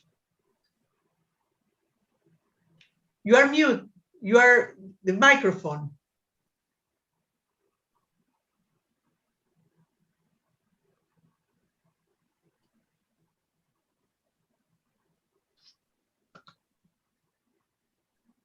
In your Zoom screen, maybe. The menu disappeared. Sorry, the menu disappeared all of a sudden. Can you see my screen? Okay, great. Yes, yes, we can see your screen. Yes, we can. Okay, since we have a very serious chair, I will have my own little time clock here. And thank you very much for the organizer to having inviting me. And today I will present the work that I have done with James Anderson and Lou Massa, who are here. And it's about an interesting topic that we found. Actually, I should have added here revisited, because we're not the first people to have thought about this. In fact, there is a CCL discussion about that a few years ago that I will show in a second. So here, what we're trying to discuss here is the applicability of Bright-Wilson's justification for the HK theorem in the cases where the electron density has the non-nuclear maxima or attractors. So just a quick word, this is a very mixed crowd, so I apologize if there are some very elementary stuff that I will introduce just to make sure that everybody's on page. So the electron density, as most of you would recognize immediately, that it is the integral of the many electron wave function over all the coordinates of all the electrons but one, and then you sum over spin, and you weigh it by the number of electrons in the system. I think this is pretty basic and known, and if you integrate on the remaining coordinate, then you get the number of electrons in the system. So the advantage of looking at the electron density is that it is something that is accessible from both theory and from experiment, as is well known. And in view of the time, I kind of overestimated the time I was allowed, so I'm going to skip this quickly. As I alluded before, this is by the way, this refers to Eric's talk, when I mentioned that in Bader's book, on the cover, you have this Lewis acid-Lewis base type of interaction here, where you can see the carbon dioxide, and this is the carbon has a lump that is can be seen in the Laplacian of the electron density here, that goes right into the hole of a boron trihydride here, which acts as a Lewis acceptor base. So just a very quick elevator type talk to review the basic tenet of this theory. And Bader and co-workers have recognized that the electron density is dominated by the maxima at the nuclei. And the maxima, of course, when you assume that the nuclei have zero extension, spatial extension, they become like cusps or singularities. And for now, let's call them maxima. And so here is a base pair of DNA, guanine, cytosine, and you can see the partitioning, this canonical partition of cutane with the zero flux surfaces, and you see the gradient vector field lines here, and the bond path are what links the nuclei. And as most of you would have known already, that these lines map in general, not always, but in general, they map the known chemical structure that is being depicted. And you have the critical point, the bond critical points right at the intersection of the bond path with the surface that separates the individual atoms. And if we fade away a little bit the underlying density, you can see that the chemical structure just emerges naturally, as we mostly know. And you can see here the ring critical points that emerge for every ring structure. The bond critical point are these green things on the bond path. And so it's a complete partitioning of space. And so far, this is a regular sort of density. There is nothing unusual here. So let's now jump to the next component of this talk, which is the HK theorem. And this is a very famous theorem. Most, if not all of you know, but before I go there, let me quickly write down the full electronic Hamiltonian in SI units, which I prefer personally than the atomic units, because it does show the constants, which is an advantage that is lost if you move to atomic units that I personally dislike, but I have to adopt because it is the norm. So here, this is the kinetic energy term for the electrons. This is the electron nuclear attraction term, and this is the EE repulsion term. And what is labeled in blue here, first of all, notice that there is no reference to any finite size of atomic nuclei here. They are considered as points. And this leads to, and this is an excellent approximation. There's nothing wrong with that, because the size of the nucleus is way smaller than any typical atomic radius. So there's no problem with this, except in certain type of work that necessitate to take the nuclear distribution, the nuclear charge distribution into consideration, but this is beyond the scope of this talk. So anyway, this is the external potential in the sense that it is external to the system of electrons. So it's something that depends on the nuclei or any imposed external potential that comes from the imposition of an external field, for example. So these are essentially this is the external potential, and written in the atomic units, which hides now all the constants, this is it. So Hohenberg and Kohn start with the famous supposition that suppose you have a non-degenerate ground state that is consistent with two different external potentials, V1 and V2, you can, I'm not going to repeat this in detail, but you can lead, this would lead to a contradiction whereby the two different numbers cannot be bigger or smaller than the same number. And therefore, the initial assumptions that you can have two different potentials that lead to the same density must be wrong. In other words, there can be no more than one and one and only one external potential that is consistent with a given non-degenerate ground state density. Symbolically, you can write this as follows. So the density fixes the external potential fixes the Hamiltonian uniquely, and that fixes all the size of the ground and of the excited states, and hence you have one-to-one mapping to all the properties of the system, ground and excited. So it's kind of spurred some resentment at the beginning when this was first published by Hohenberg and Kohn, because the electron density is such a simple three-dimensional function in real space. And do you mean that that carries all the information about the complicated full 4n type antisymmetric wave function? And the answer was yes. So came the argument by Wilson, E. Bright Wilson, that justifies this in very simple terms. And here it is. So first of all, this is the restatement of that the total energy is a unique functional of the ground state electron density. And in fact, any property of the system is a functional of the density. And of course, the main core problem of density functional theory is to find out what are these exact form of these functionals. So before I keep going, let me distinguish between two things, a cusp and a maximum. By the way, Bader has emphasized many times that whether the nuclei are cusps or true maxima doesn't make a difference in the topographical and topological analysis. They behave topologically, they are equivalent, even though at the position of the nuclei, they are not. A cusp is a singularity. The derivatives are not defined at that exact position, and the maximum have, zero derivative there.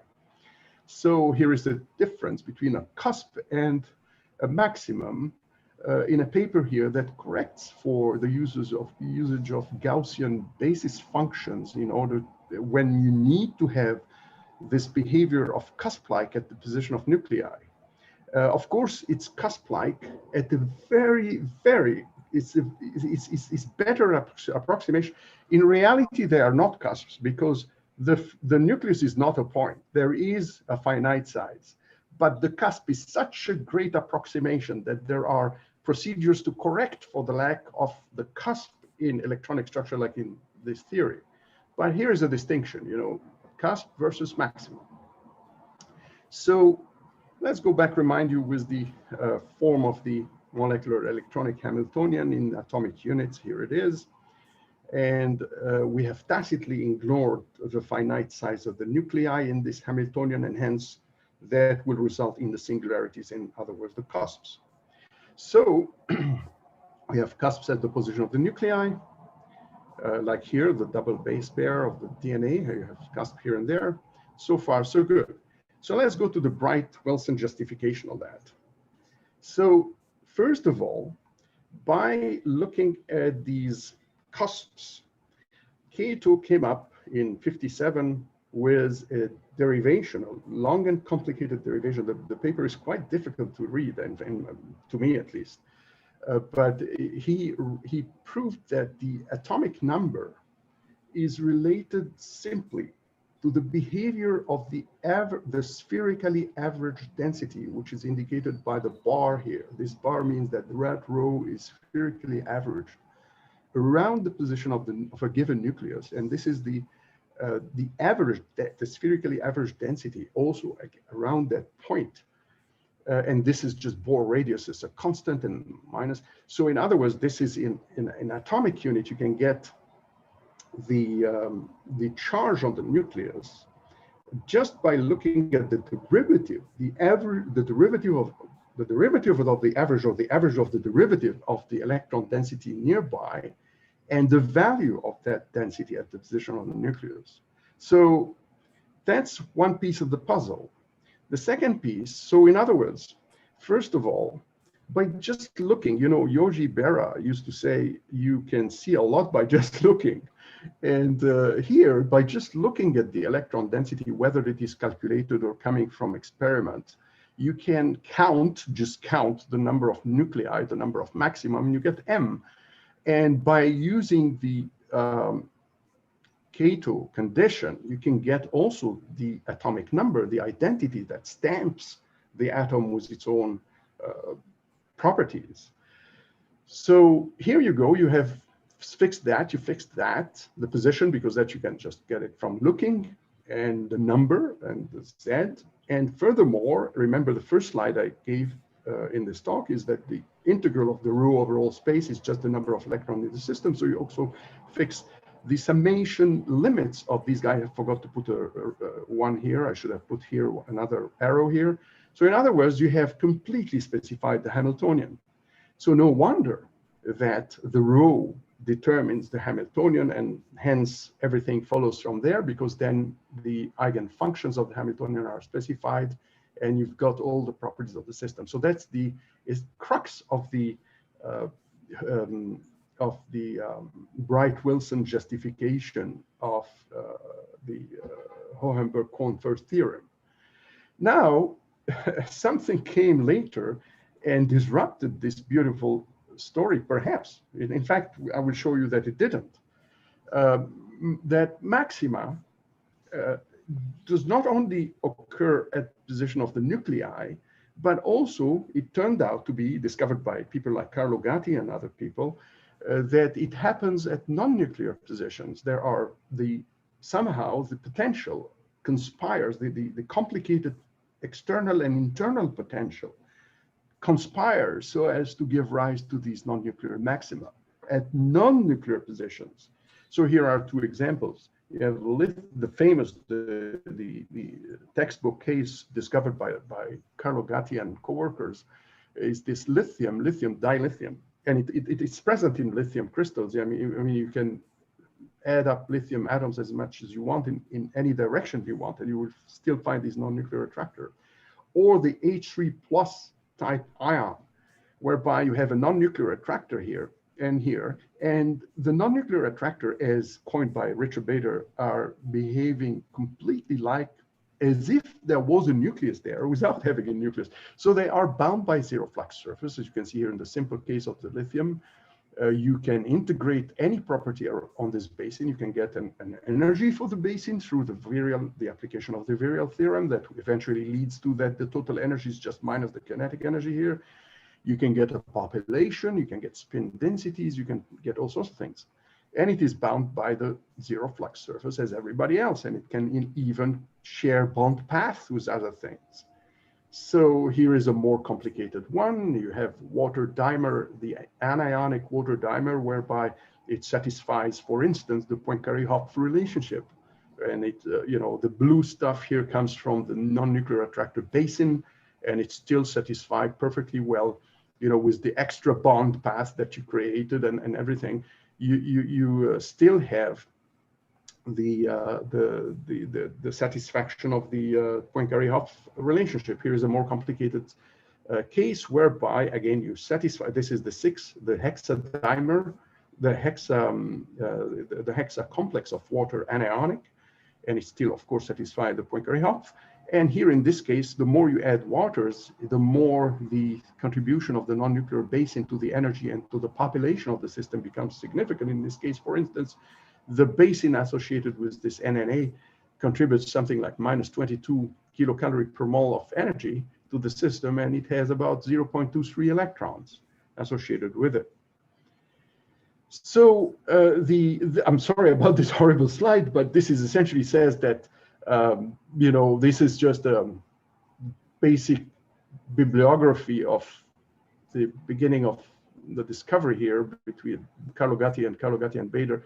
The early papers would describe this in charge distributions, and then you can see that it has all sorts of applications. For example, Bader and Platts have found that the color centers in alkali halides are essentially single electrons that are associated with non-nuclear attractor. And then Martin Pendas and Blanco and Costales and Maurice Sanchez and Luania had many, many papers that utilize and exploit the concept of non-nuclear attractors to study, for example, metal conductivity, electrical conductivity, and so forth. It's present, as I said, as hydrated electrons and so forth. So now, how does this Bright-Wilson justification work when we have non-nuclear attractors or non-nuclear maxima? So again, this is the I forgot to put an arrow here, but this is a reminder of the justification that the rho fixes all the limits of the summations, including the potential, the external potential, the potential external to the system of electrons.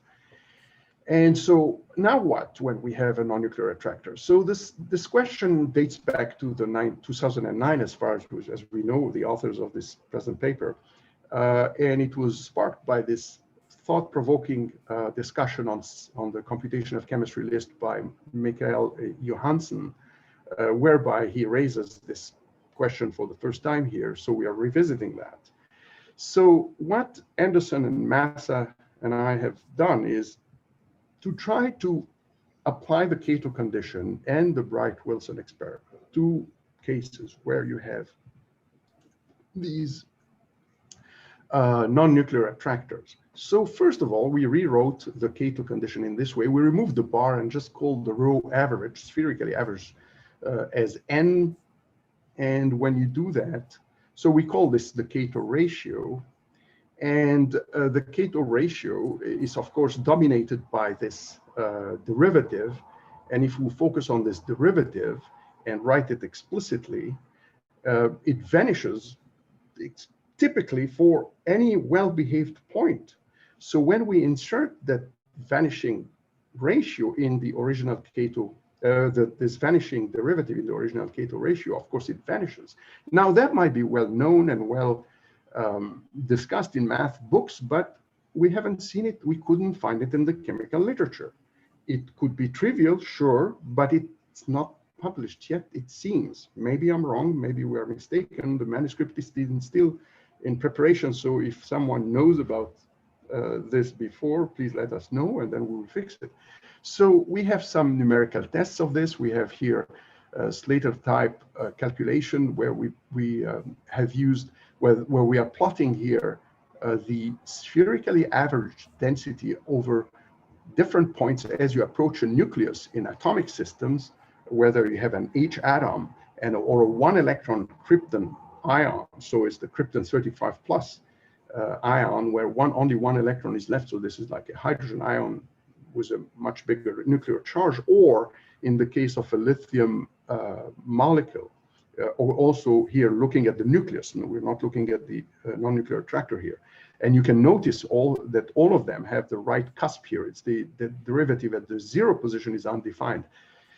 That is in sharp contrast with the behavior of the average, the spherically average density at arbitrary points like this one, or even at special points like bond critical points, for example, in the H2 plus system. You can see that they tail off here and you reach the derivative here is indeed 0. Its phi is well defined. Now let's do it for the non-nuclear attractor of lithium lithium dilithium. And again, you get that result. Unsurprising, but we haven't found it in the literature. So how about excited states now? And this is the last part of my talk. First of all, let's realize that in excited states, there is no Hohenberg-Kohn first theorem. You can have more than this should be capital, sorry, V1, V2, Vn that gives rise to the same density, in fact, as has been shown by these people in this paper, from which I grabbed this plot here, where you can see, for example, this is the density of the excited state of hydrogen where you excite one electron in the 2s here. And that is consistent with 3 different external potentials. You can get exactly the same density in the in this excited state by that potential, that potential, that potential. So you cannot have, so that one case suffices here in order to prove the point, because it just proves the existence that you can have more than one external potential that lead to the same density. So I'm almost done, Olympia. I know I'm looking at my time here. So in anywhere. So we know that we seem to have been the first to note that maybe we are not. We're still work in progress. That Cato's cusp condition is inapplicable to excited states. The reason is, consider the unisolated hydrogen atom with its 2 electrons excited not to 2s, but rather to 2p orbital, which gives rise to 2 atomic terms here. Now, in this case, if you remember, the p orbital has a node in the position of the nucleus. And of course, this is just the radial function. And if you square this, you still have a node here. So in other words, the Z is not well defined. It will lead to an infinity here because you're dividing by 0. So that's already proves the point, because you cannot, it gives you the wrong charge on the hydrogen atom. So that proves the point that you cannot apply Cato cusp condition in excited states. So to conclude, the spherically average radial derivative of the density vanishes at any critical point where it is well behaved. Oops. Except for singularities, it really, the Cato cusp condition works only for cusps. You really need nuclear cusps. You cannot have maxima there so that it works. Even at true maxima, such as non-nuclear maxima or attractor, whether you want to emphasize the attractor or the maxima, these are equivalent. A bond critical point, ring critical point, gauge critical point, Cato ratio is identically 0, as I've shown you. And since a non-nuclear maximum or attractor is a well-behaved maximum, we maybe humbly consider that this could be perhaps an extension of the originally Cato condition. So remember that the non-nuclear attractor is a pseudo-nucleus. It's like a nucleus, but with 0 charge as required by the Cato condition, since it vanishes. So the Cato condition applies in the case of the non-nuclear maximum or attractor. So in other words, Wilson argument is intact, even with densities that have non-nuclear maxima or attractors. And finally, a corollary, this is a word I have trouble pronouncing, a corollary of that is that it can be shown, and I haven't shown you that at any point where the electron density is differentiable, the Cato ratio vanishes. That is explicitly detailed in this paper. And in other words, for electronic systems, the Cato ratio is, I can't read this because I have things by Zoom on the top of it, but it applies 0 except at the nuclear cusps, basically. Finally, we notice that Cato's condition is inapplicable to excited states, as it should, since Wilson, and also Wilson argument doesn't apply for excited states, as it should, which is consistent to what is known and has been shown by these workers that I quoted prior. At the end, I'd like to thank Professor Olympia Lombardi, Professor Paul Ayers, and PhD candidate Aldo de Jesus Montera Carbonell of the UNAM for helpful discussion, and UNAM and Hunter College and Mount St. Vincent, NSERC, and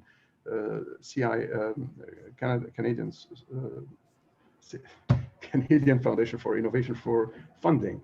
Thank you. Muchas gracias para su atención. Thank you very much. Okay, we are in time, so let us make some questions. It's only 2 questions we have. The first one is from Professor Sukumar. Okay, thank you for a very interesting talk. This is a really philosophical question. Why do you think we live in a universe where, for most substances, the maxima are at the nuclei, and the bond paths correspond to the chemical bonds and things like that? Because if the pressures were much higher, all molecules are going to show non-nuclear attractors, right? I mean, this is almost all molecules show non-nuclear attractors at very high pressure. So why is it that we live in such a universe? Is there something fundamental there? Well, I have a counter offer for your counter question. Why do we live in a matter rather than an antimatter dominated universe? So it's just the way, first of all, I am not sure of the correctness of the premise of your question. Is it true that whenever you have high pressure, you would have invariably the creation of non-nuclear attractor? I'm not so sure. Maybe you know. I don't know, but that would be. I think Shahbazian has shown that for many molecules. Is that right? I didn't know that. But you see, it's people say that, I've read papers that ascribe this phenomenon at the superposition of the atomic shell structure, because when you crush things together, the maxima of the shell structures of the neighboring atom come into coincidence, and then you get these little bumps into the density, and that might be the answer. But then there is a limit, because you're bounded by Pauli principle. For example, you have the stars that cannot be crushed, but you read the Pauli pressure inside. You cannot crush a star more than a certain amount of pressure, because after that you start putting particles of this with the same quantum numbers in the same position in space. So there is a limit of how much. A white dwarf. Yeah, the white dwarf, exactly. So I don't know if I answered your question or make it, but that's a very good question. Thank you, Sukumar. Probably over wine. Thank you. Okay, I have a final comment from Ivan Schwartz, always very interesting comments, and he says, first, the wave function describes the system. Rho is just something like a label or name.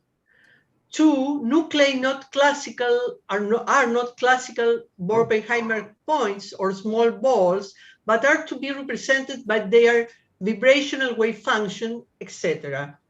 And 3, due to the behavior of standing waves, NNAs are common in clusters and extended phases, metals, varying with pressure. So what is the chemical meaning of NNAs?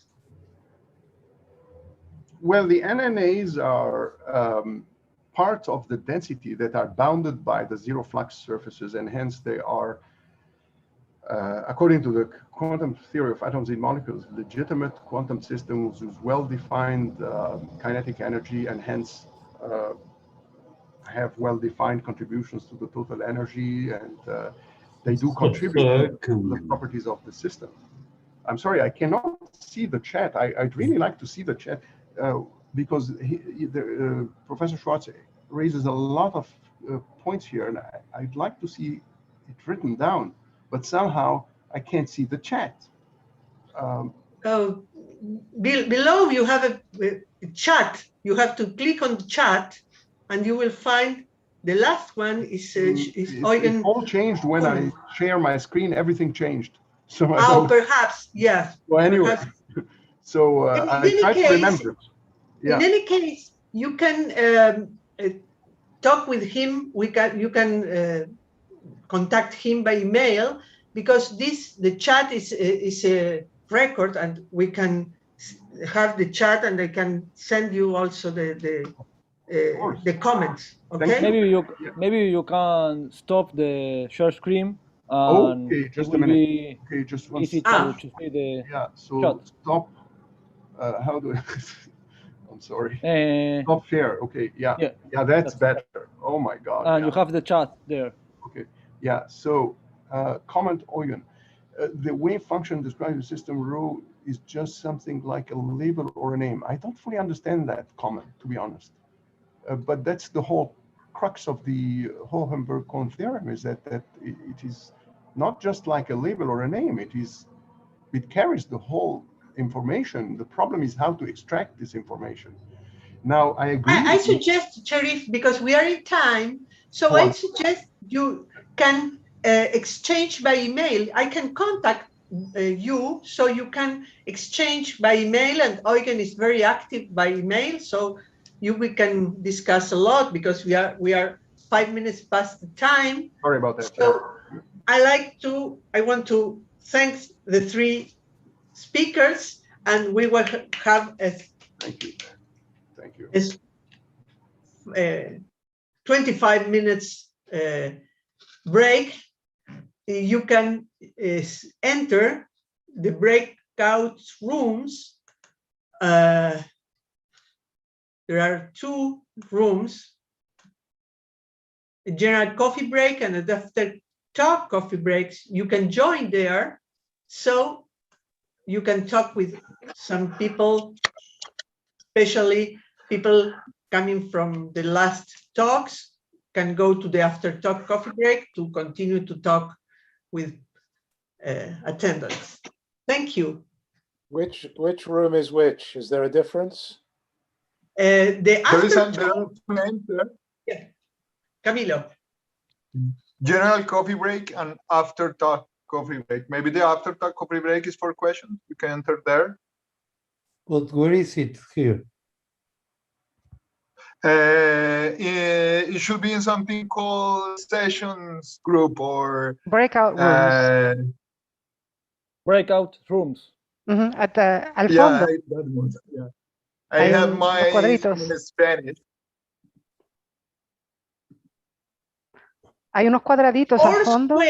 Four squares below the screen say breakout rooms. Okay, you can find all the people, and below 2 rooms, and you can join those rooms to talk. Excellent. Yes. And then you can go out by closing the room, not the session, please. So we will start at 8 o'clock, at 1 o'clock, isn't it? Yes, Professor. Yes. To access to this breakout room, you have to download the last version of Zoom. Maybe if someone can't see it, maybe it will be for that. You have to download the last versions of Zoom. Okay.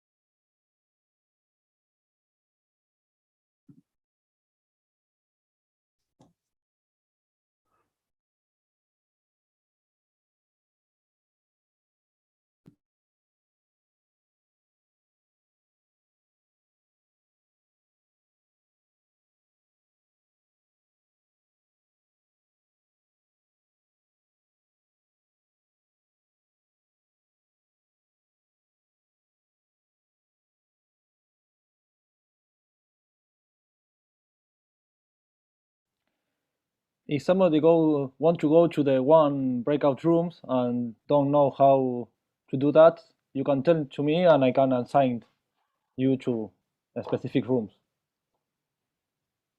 I will be here.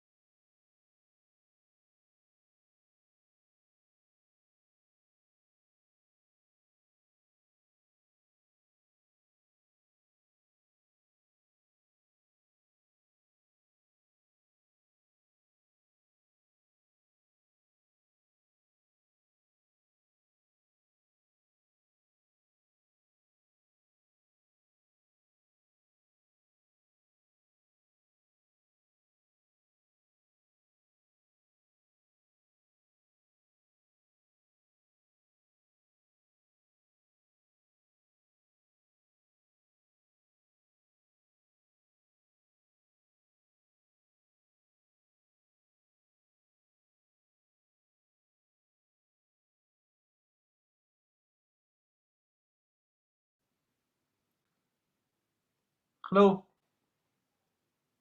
Alok. Hi. Yeah. Thank you. Sorry. Hello. Yeah, no, thank you. Oh. Can you remind me of your name? Hernan. Arnan. Thank you, Yeah. Arnan. No, So, you're welcome. okay, so. Do you want to try your presentation? You see it? Yep, perfect. Would you like to move it to see if all is correct? Sorry, you mean? If you want to move the slide to see that all is okay, to the next and perfect. Great. Okay, thank you. If you prefer, you can leave like this and Sure, touch sure. I'll as leave you it want. like this. Of course, as you want. Yeah. In the beginning to say hello, I'll go out and come back. Okay. Yeah, but thank you, Arnan. This is. No, remember that Chamizo will be the chair and he will remind 5 minutes left with with the hands. Yes. Yes. Yeah. Yes. Absolutely. Perfect. I'm good. So if you want to stay with the presentation like this, it's okay, or not as you want. Okay. Yeah. Thank you. I might just stop sharing. Thank you. I'll unmute myself. Perfect. I'm sorry, did you say I will be the chair? Chamizo. Sorry? Chamizo. Oh, sorry. Yeah. I certainly. Yeah, okay, gracias. No.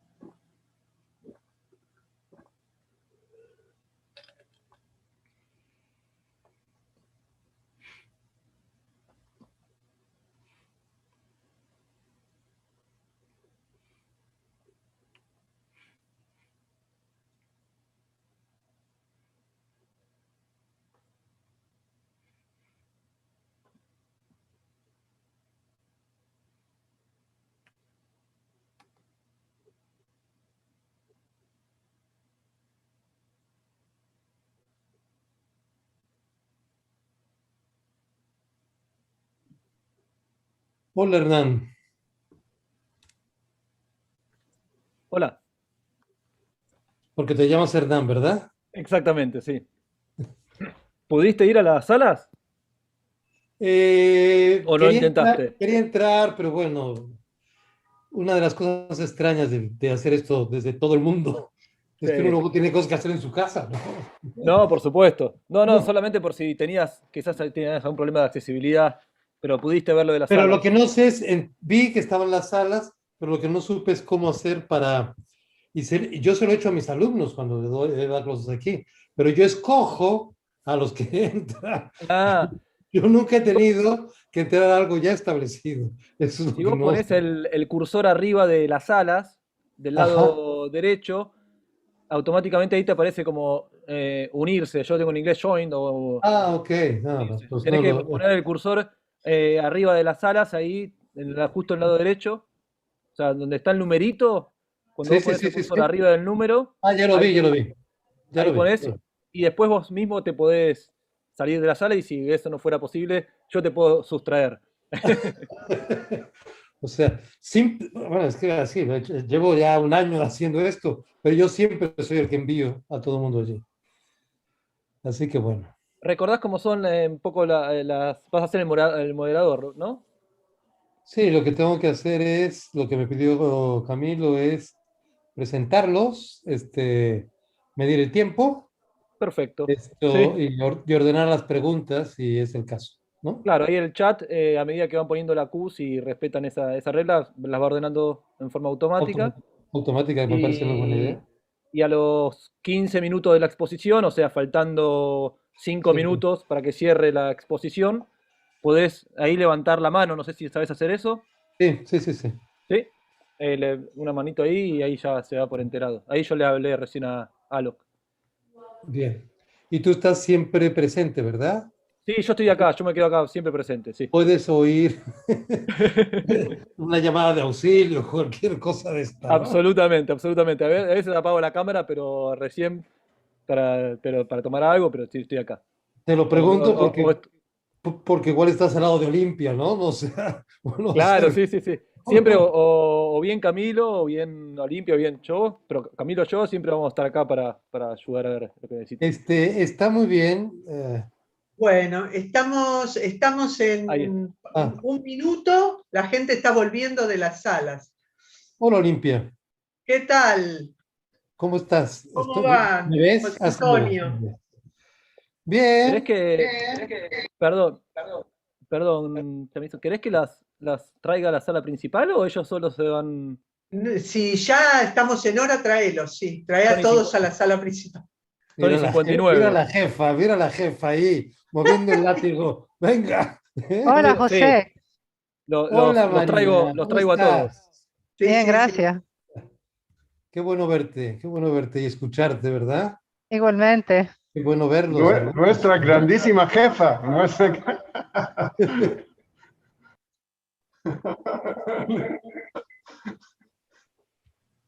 Qué bueno. Al menos nos vemos así. At least. Al menos, sí. Even if personally is better, we can chat a little bit. Let us use the room so we can chat a little more. So we are all in the main session, Hernan? Yes. Is somebody lost in the rooms? No. No. Yes, we are all of us here. Okay. We have 25 people listen to us on YouTube. Okay. So Jose, it's your session, please. Oh, thank you very much, boss. Welcome to the session 4, 5, and 6. We will have now the first of our presenters. Please correct me if I pronounce badly your name. Alok Srivastava. It's okay? Thank you. So he will talking about the protein synthesis of rubber and of DNA, how chemists use chemical structures and reaction pathways to craft new chemistries. You have 20-25 minutes, enough time at least for some questions. Thank you. A lot. Thank you. Hey, I mean, thank you for the committee for accepting my talk, and thank you for the first 3 talks. They were very exciting. And some of what I have to say may bring some of the excitements back up. Okay, I guess, Jose, can you see my slides? Yes. Okay. Yeah, so I am an independent researcher in San Francisco. I have been working in the HPS field for 6 years, and I have had the privilege of sitting next to Eric Seri like 6 years ago at a PSA conference. It was exciting to have him give the first talk, and some of his concerns are also my concerns. So I want to claim that the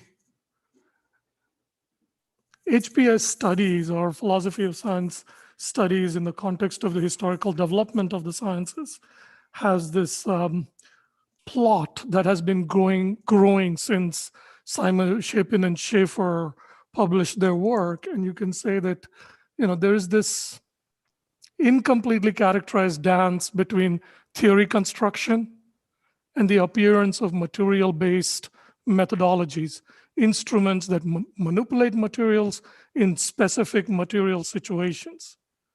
So you have this tension between dematerialized, desituated conceptual structures and theory discussion, and then how they are produced or interact with material-based practices in material places by materially bodied manipulators. And you could say that Shapin and Schaeffer inaugurated this discovery of the interaction. And we had other people emphasize that thing knowledge in material things and manipulating with instruments can be quite far away from theory and conceptual structure, but is very effective and is often ahead of theoretical characterizations. And so thing knowledge is more heavily on the material manipulation side. Material actors can work with them and do things.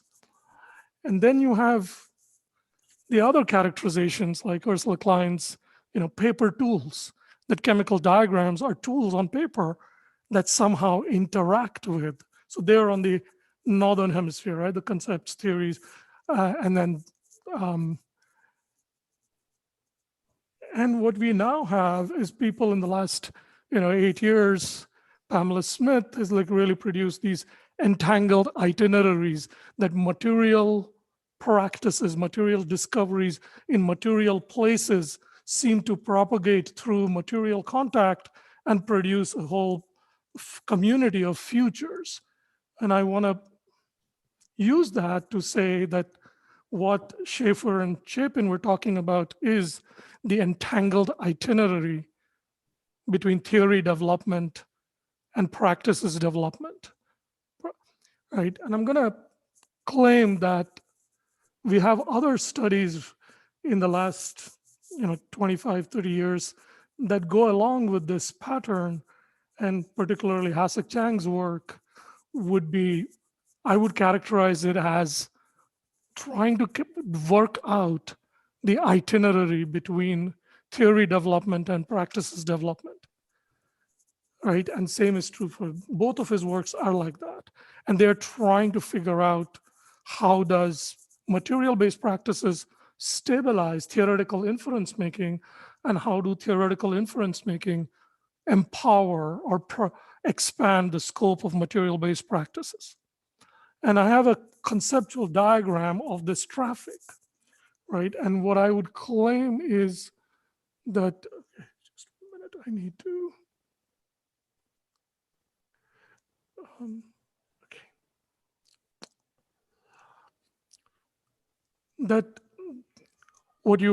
So we can say that in the case of inventing temperature, there was a long period in the 1700s of studying the differential expansion of different materials, trying to cross index them between the conditions of heating, the different materials being heated, and you were able to somehow move that whole matrix of comparative examination into a standardization of the reference material, reference condition, and then the standardization of a device that had to be credentialed by the network of people who knew the differential expansion of different materials and their numerical relationships. And then you got the standardized thermometers. So the standardized thermometers, standardized calibrated thermometers, depend on an economy of material-based characterization and practices. And it is only then that you get a stabilized measure and concept of temperature, which then allows for more theory development, and you get these PVT equations and theories of heat. And so my general claim is that the itinerary between theory and practice continues once theories have become effective and practices have become standardized. We still have to go and buy a standardized calibrated thermometer by the institutions and organizations that stand on the 3-century stabilized set of practices. And only then do the temperature measurements in an equation and the reliability of the equation make sense. And so I'm calling this the co-regulation between situated conventions. Right? So the blue dematerialized, desituated, conceptual conventions are co-regulated with the standardized reference material, reference conditions, and things like that. So Jose, thank you for nodding. So it seems like I'm making sense. And so going forward into the world of chemistry, if you look at the history of rubber synthesis, sap of rubber plant somewhere in South Asia was noticed that it was being used by heating as a rubber, as a sheet that could have interesting properties. And then by the 1820s, the rubber sap could be separated. Somebody not less significant than Faraday showed that there was a liquid separable from the sap that somehow had more of the property of producing the rubber sheet. And that started concomitantly with the characterization and Lavoisier style characterization of plant materials from people like Kekule. Basically that period, people try to figure out what was the Lavoisier characterization of this purified liquid, how many carbons there were, what was its composition. And in parallel in the industry, heating with the presence of sulfur, stabilizing the rubber, all of that process developed. But the lineage of chemists arrived at a characterization of this liquid, a chemical structure characterization, and that it had this interesting property of head to tail bonding. So this was the first time polymerization was noticed, right? And then you could ascribe it to the isoprene structure. Once you had this chemical structure characterization of what was in the liquid and how it produced the sheet material, you could now chart a path where petroleum that had become available could be used to produce isoprene molecules. And in the 1930s, you had completely synthetic rubber where the isoprene liquid did not come from purification methods, but from chemical synthesis methods. And so what I want to claim is that the primary practices of rubber tree sap being heated into rubber, and then the purified single material liquid heated into rubber, gave rise to this characterization, conceptual theoretical characterization of what's the structure inside this isoprene containing liquid and how its chemical structure allows for head to tail bonding between entities. And this empowered now you could get isoprene from other carbon sources. And so I'm claiming just as what I showed with inventing temperature, that there's a similar economy of practices and an economy of dematerialized, desituated conceptual characterizations that together empower wider amounts of chemical structure generation from a wider amounts of source materials. And so you get the proliferation of paper tools and material situation-based tools because you have made this circuitry, the co-regulating situated conventions, work effectively and check on each other. So I'm just going to look for a few nods. If this is still Olympia, Jose, is this still making sense?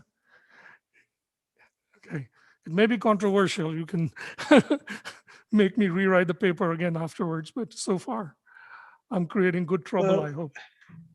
Well, we are leaving the questions for the end. So yeah, I have a question, but I will like that you close. Thank you. I'm a little dependent on the nodding as you marked. Okay, it looks like my screen has frozen.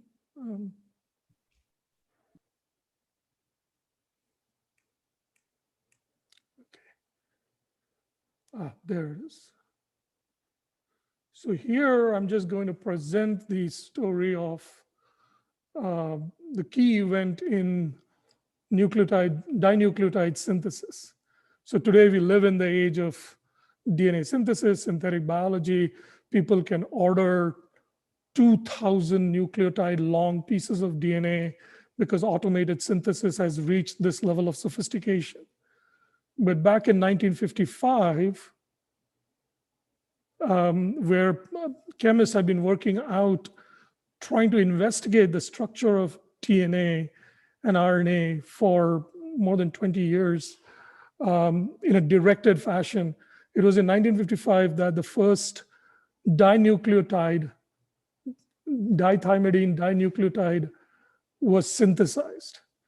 And what is interesting about that story is that in Alexander Todd's lab, 10 years earlier, they basically decided to stop trying to characterize natural DNA in how it was structurally organized. The number of chemical possibilities of what would be the primary nucleotide structure and how it would get coupled to between two nucleotides were too many. And so the characterization only based approach proved to be unwieldy, and Alexander Todd's lab decided that they would synthesize different types of dinucleotides and compare them with the degraded components of biological DNA. And they converged to the first synthesis of dithymidine with the particular linkage. And once they were able to demonstrate it in the lab from nucleotides that had not been made from biological materials, each nucleotide and its triphosphate structure had been, its active structure had been built in the lab. And then they built the dinucleotide, and they basically then were able to demonstrate that what they had built in the lab through synthesis was equivalent and equally active as biologically derived material. And from that moment onwards, alternative ways of making the dinucleotide, turning the dinucleotide into a polynucleotide, became the capacity of molecular of the nucleotide chemists. And 15 years later, you had the Khurana lab produce the long piece of DNA, and then automated synthesizers happened. And so again, what I'm claiming is that the interaction between chemists in the lab with protocols to make stuff and the characterization of the theory of how bonds are formed and which bonding activities are more active played a joint role. And so now I'm basically repeating, but that's my primary, okay, my slide processes a little bit. There we go. I'm just coming back to that. This is the economy of co-regulated situated conventions, which I am describing, and that's the end of the talk right now. And these are the people that I'm grateful for: Dominic Berry and Mary Morgan from her group at the LSE, the Biological Engineering Collaboratory, Julia Burston and Mark Fedek, and the people in California, James Griesemer and Elihu Gerson, and my partner, who's also my sponsor for these studies.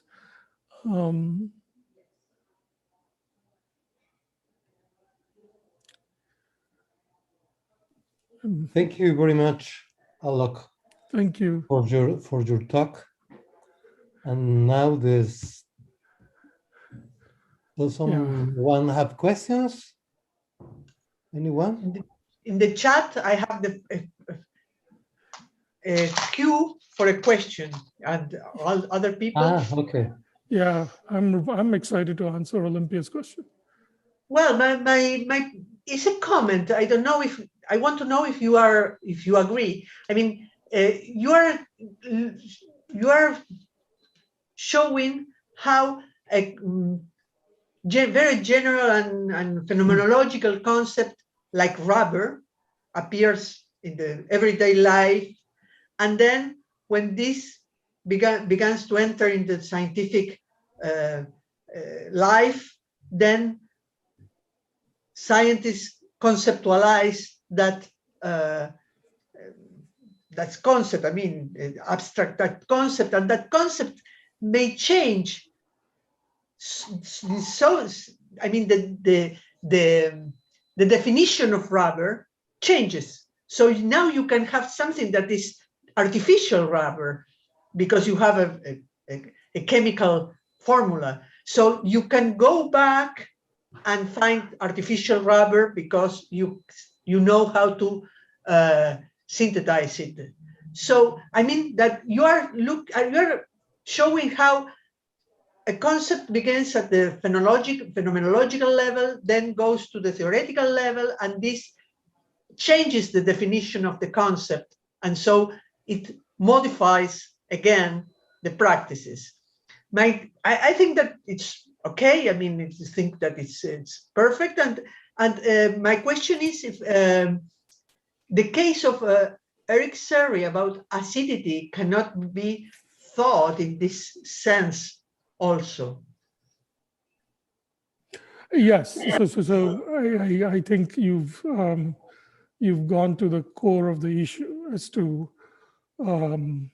how does conceptual talk regulate practical work, and why is there any reliability between the two? And I think one of the things that I did not go into deeper grain about is, so if I bring us back to the rubber situation, it is easy to ask, how does this isoprene molecule structure represent, what is it representing about the isoprene containing liquid? So if you take Eric's talk and say, how does the log concentration of protons in water or hydrate protonated water molecules? Or are we even talking about an actual material in the water? And is the instrument that was calibrated with the thought process that there are protonated water molecules present, and what the instrument is measuring is the physical presence of those protonated. So I think you can controversialize the two and say, does this representation, so that whole debate about realism, is this representation correspondent with, does the double bond look exactly like what shows up in the molecule? And can a single molecule electron microscopy experiment visualize the double bond? And I think you can controversialize things on both sides. But I think the question doesn't go away. So what I'm claiming is what is worth keeping track of is how do effective conceptual structures collaborate with effective material practices, and over a period of time they refine each other. And I think something gets lost by stressing too much on, is this conceptual structure a physical visualization, or is this a paper tool that lets you get at a measurement that lets instruments do their work? So that's where I'm trying to move. Maybe I have added more words to your questions and not resolved anything. Okay. There was one more hand up. We have a question from Eric Sherry. Please, Eric. Or do you ask by yourself, Eric? Sure. I was wondering about the relevance of the book by Chapin and Schaefer, or Schaefer and Chapin. That book is usually taken to mean the beginning of sociology of science. Those two authors claimed that it was because of the social conditions in England that this and that happened, as opposed to because of a more internal scientific issue. But you seem to be invoking that book in a different sense, and I'm just wondering, maybe I didn't catch it. What is the relevance of that book for your project? So you were quite right that it's often characterized as deflating or reorienting the power structure underlying what is baptized as science, who can publish in the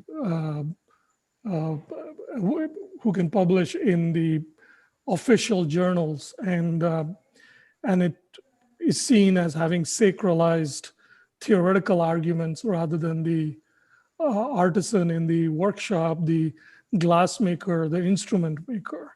And so you could argue, so what I would argue is that while I'm not focusing on the social power structure, I am bringing in that the artisan who manipulates materials and figures out how to manipulate materials in new ways is contributing directly and in some sense equally to the larger economy of knowledge production. So I would claim that the labs that figured out the isoprene rule were part of what Chapin and Schaefer would call the underclass that were working with their hands, working with the materials, and the materials told stories that the theories did not know.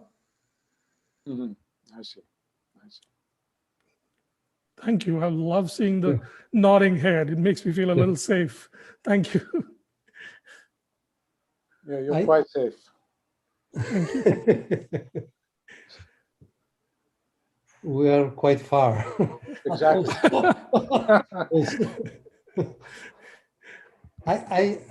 Could I say something? Please. But it's a problem of the way that we recognize the history of science, that giving too much importance only to theory, it's a problem of us, not a problem of the way that science has been developed in the last centuries. So in a way, I think that Simon and Schaefer emphasize the importance of the instrument, because the vacuum pump creates, in a way, the vacuum. And vacuum was something absolutely new at that moment, and was not an ethereal, hypothetical entity, was there. They produce it. Yes, and Jose, thank you so much. I think the way you just posed it, it's important to demarcate that. Let me just bring up that slide.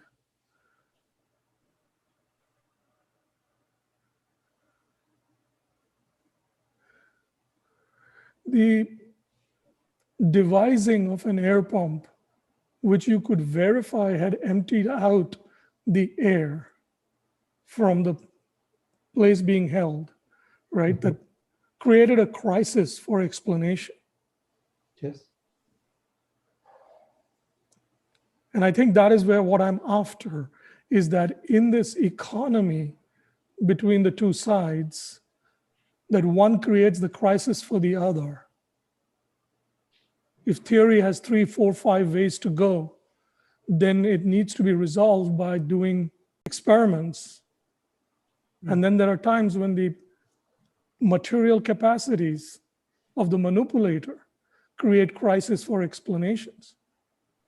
And so there is this co-regulation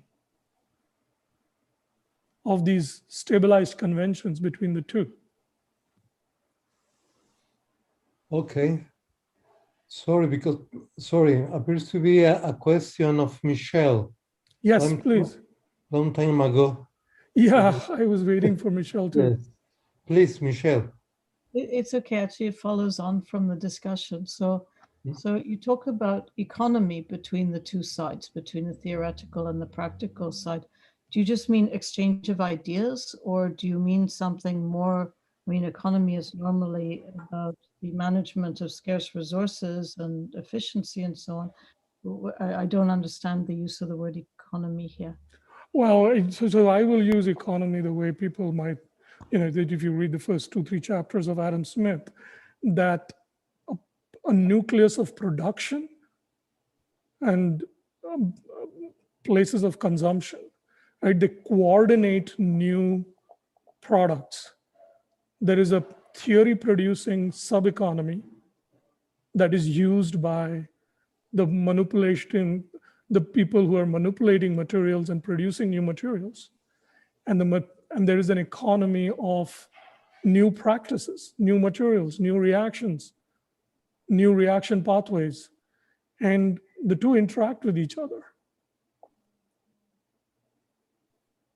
Then maybe I'm more confused. Are you talking about economy, the marketplace of the society, or are you talking about something much more theoretical? And then how are you counting production, and how are you counting consumption? Yeah. So in Adam Smith's description and in sort of a conceptual analysis of the market is where different kinds of producers get co-regulated, right? Somebody who's producing metal and somebody who's producing metal-based devices for somebody else to consume. So if you were in Adam Smith's time, a wheelwright producing horse carts, and you were also somebody, an ironsmith, producing the right kind of metal, the two would co-regulate each other at the marketplace. So the marketplace is not exactly where coordination happens. It's where the metal from the ironsmith gets modified correctly so that it serves the purpose of the wheel of a cart. And so that's why I'm referring it the economy, that there is interaction between the theory producers and practice producers, material practice producers. Jose is raising his hand, and I think I've just crossed the 30 minutes. Okay, Michelle, thank you for your question, and thank you everybody for the questions. Thank you so much. Thank you very much. Thank you very much, Alec. Yeah. Well, it's my turn. I will share my screen.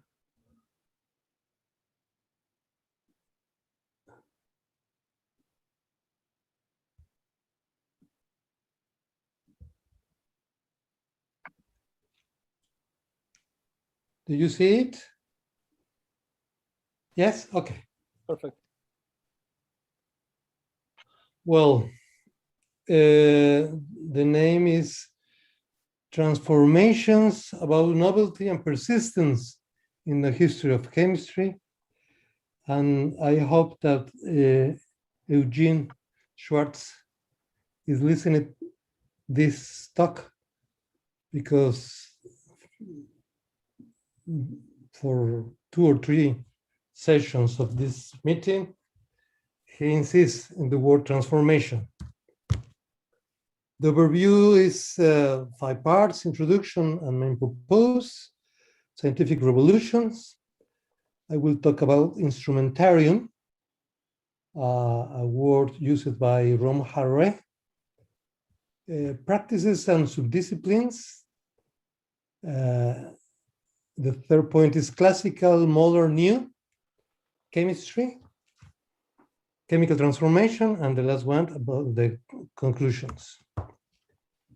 The introduction and main purpose of the talk is, I want to remember this citation of Aaron ID.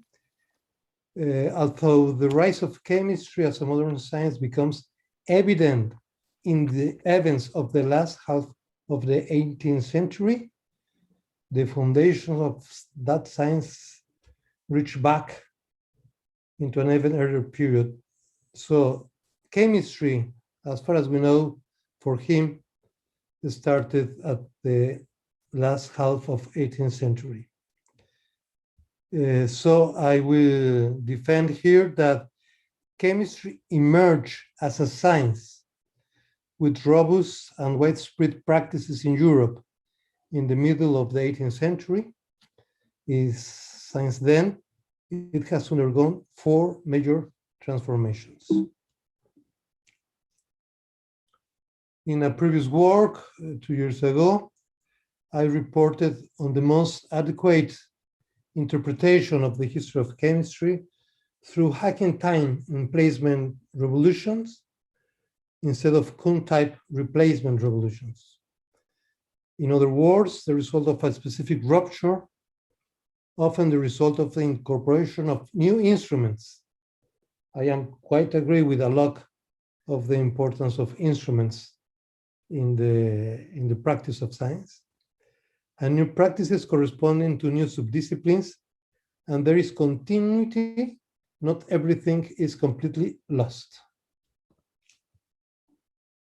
Just to characterize the hacking type revolutions, this citation of Sweber, amalgamate pure and applied concerns, and they transform a wide range of scientific practices and are multidisciplinary, with new institutions being formed that epitomize the new directions. So are wider than hacking type revolutions, but most important are emplacement revolutions. Something remains of the past. So the incommensurability concept is not as sharp as at the beginning Kuhn defend. I've been talking for a while now of 5 revolutions based in instruments. The first revolution is that the instruments appear in the bottom of the slide. quite well known. The second, the Callioparat, the polarimeter, the spectrometer. The third is about the electron and the isotopes. The fourth about the instruments, the instrumental revolution that you just call it. And the fifth, it's about new instruments. The electron detector instrument, the flash photolysis instrument, and something like that. I wrote about this in the last year, but I changed my mind.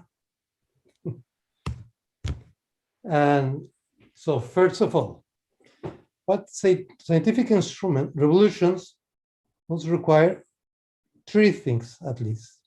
The first of them is instrumentarium.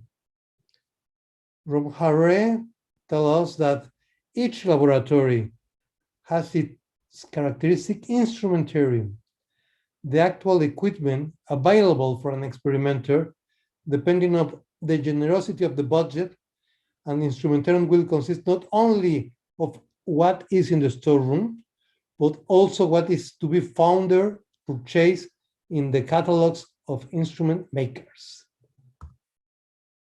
And the instrumentarium refers to equipment necessary to carry out experiments in a given space.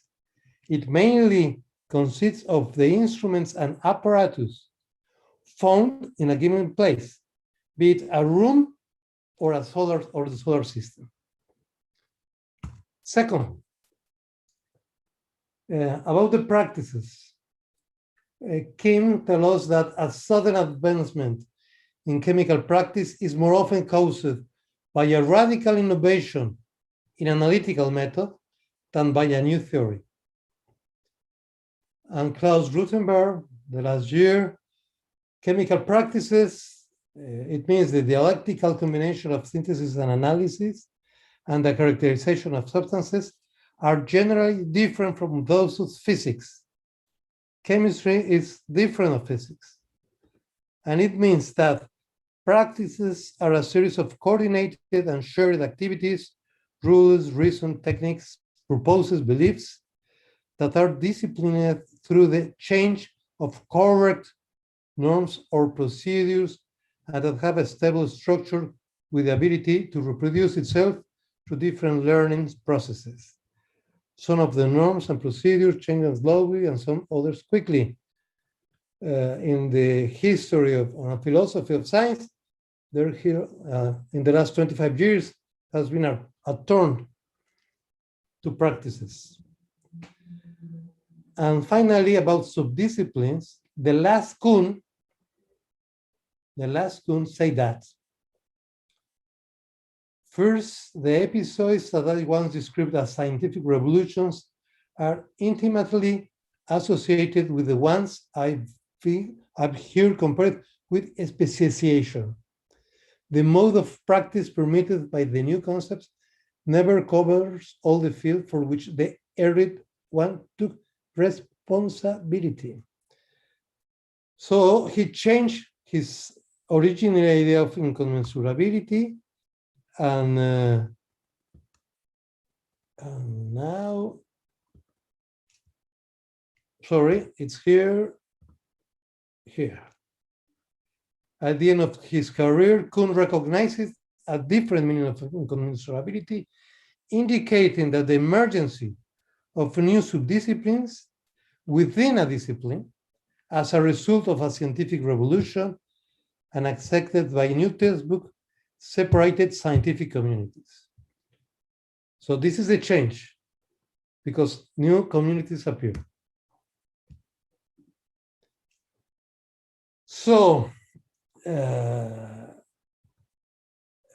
about classical, modern, or new chemistry, Ursula Klein asks herself, what kind of science is chemistry? The first answer to that was, one possible answer to this question is, chemistry is a science concerned with material substance and chemical transformation of substances. But also, chemistry never was a pure science. We must remember this since the beginning. It has related with a lot of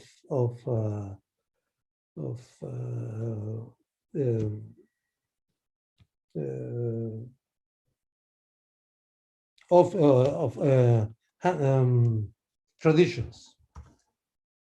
John McAvoy said that about the chemical revolution.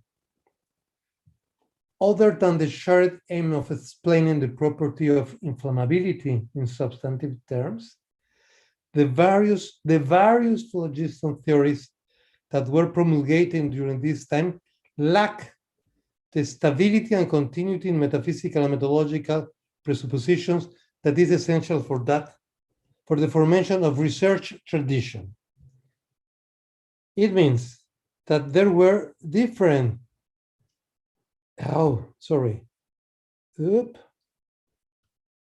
different phlogiston theories, different phlogiston models. So in the traditional idea of the rise of chemistry, of the first revolution, against which phlogiston theory was classical modern new chemistry built? Because there were some of them. So I want to show you several very important things that happened after the second half of the 18th century. One is about chemical industry. The evolution of the chemical industry must be regarded as an important concomitant of the Industrial Revolution. The word Industrial Revolution was quite important in the history of science, but de Close wrote a book called The Chemical Revolution before Kuhn wrote its own book, that the revolution was industrial in a way. So our point, Clow and Clow, of departure is approximately between 1750, the time of which shared mass of materials to be handled, and forced the stop rolling at 1830. So the chemical manufacture during the same period presupposes, as Alok said now, an intimate understanding of the nature of the technical process involved. They grow together. The chemical societies. In the standard history of the chemical society, now the Royal Chemical Society, which was founded in 1841, its author noted that an association of persons interested in the advancement of chemistry was nothing new. For in the preceding decades, various chemical societies, generally of a local character and in most cases short-lived, has been started. So chemical societies start, as we can show you, in Edinburgh in 1785, and in different places in Scotland, England, and the United States. The chemical journals. All these journals were private commercial ventures, owned and edited by a single chemist, who often exercised a great deal of influence on the chemistry of the day. Le Journal du Physique de Rosière, Chemisch's Journal du Furfren der Nature de Creel, and look at the dates, 1771, and I will finish with 98. So journals appear in England, Germany, and France.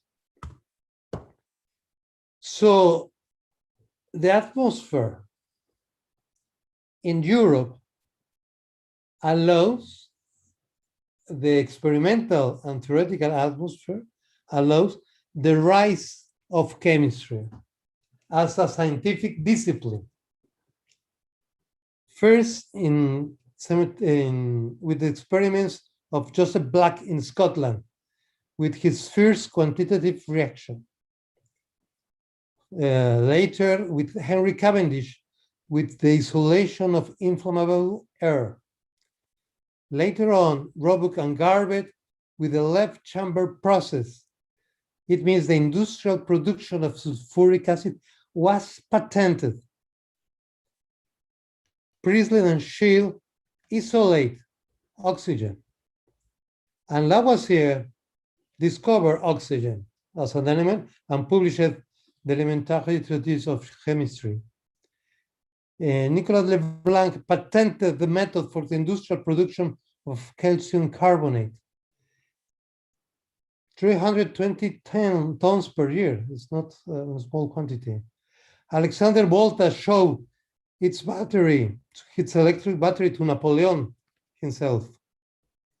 Nicholson and Carsley electrolytically decomposed water. Humphrey Davy isolated electrochemically potassium and sodium. And John Dalton published the new system of chemical philosophy, where he introduced the atomic model. And finally,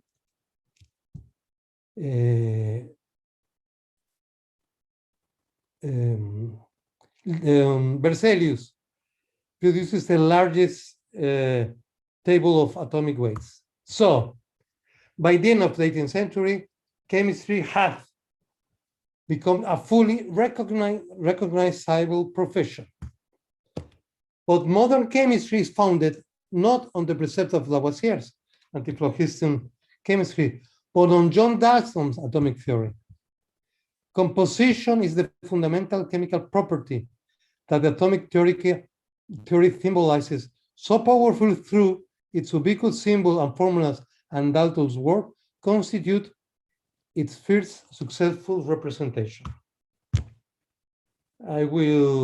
Arabatzis wrote a deeply discussion about theoretical entities, but atom is the entity of chemistry. Chemistry rise in Europe identified with the atom as its entity, and it remains as such until today. Atom is a hidden entity or epistemic object following Asok Chang. So, about chemical transformation, transformation is simultaneously novelty and persistence. We transform what is already there, what we have, and there is always something that remains. Transformation are not absolutes. So instead of revolutions, Kuhn or Haken revolutions, replacement or replacement revolutions, what happened in the history of chemistry were transformations. As I was convinced by several colleagues during these ISPC meetings in the last 5 years at least. So what is a chemical transformation? A radical reinterpretation of existing thought, recognized by contemporaries themselves, the resolution of a long-standing debate, the use of new instrumentarium, the opening of new subdisciplines, or the incorporation of new entities. It means that since the rise of chemistry, we have 4 chemical transformations. The first appears organic chemistry, and the entity was molecules or with its own isomers. And another name for this revolution is the Quiet Revolution or the Second Revolution. The second transformation, the subdisciplines were physical chemistry or chemical physics or nuclear chemistry as well. And the entities were electrons, nuclei, cores, isotopes, ions, and radicals. Other name was atomic number revolution or third revolution. The third chemical transformation was the subdisciplines were instrumental chemistry, quantum chemistry, or molecular biology. The entity was a spin, and the other names was instrumental revolution or fourth revolution. And the fourth transformation, the subdisciplines were organometallic chemistry, nanochemistry, supramolecular, green chemistry, or femtochemistry. The entities were the nanoparticles. Another name was organometallic regime, following Guillermo Restrepo ideas, or the fifth revolution. So hence, those are the other names: the Quiet Revolution, a book by Alan Rock, the Atomic Number Revolution by Brad Gray, Classical to Modern Chemistry, the Instrumental Revolution, and the Exploration of Chemical Space and its three historical regimes.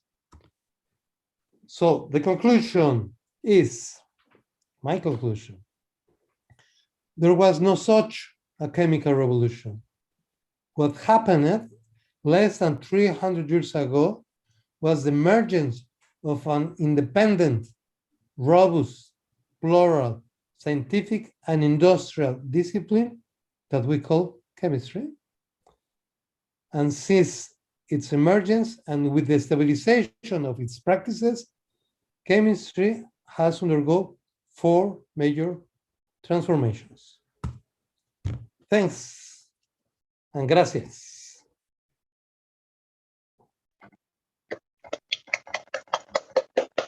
Thank you.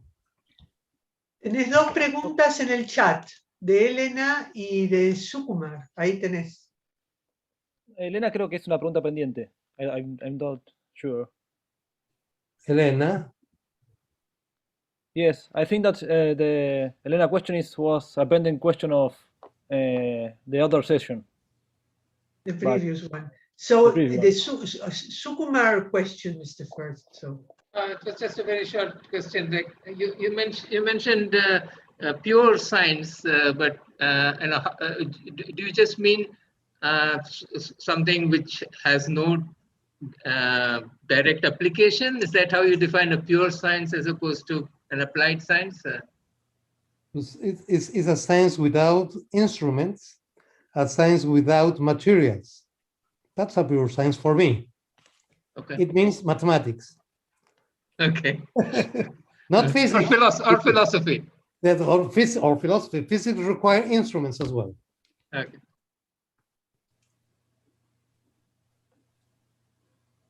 Okay, there is a question of Olympia first.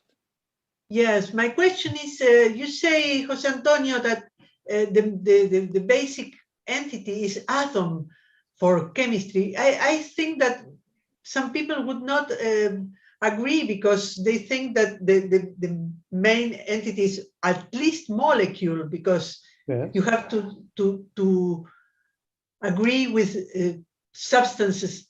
I mean, with something that are substances at the macroscopic level. Why do you use atom instead of molecule? Because I agree that the work of Dalton, putting atom in the time of the Lavoisier work and all the work of that I already showed, was quite important, quite important. So, as you know, when we teach chemistry, we teach atoms. Even that, I agree that molecule is the center of chemistry. But atom was the beginning of chemistry. Perhaps it's a better way to say that. Obviously, with the change that atom has suffered with all the time, yes.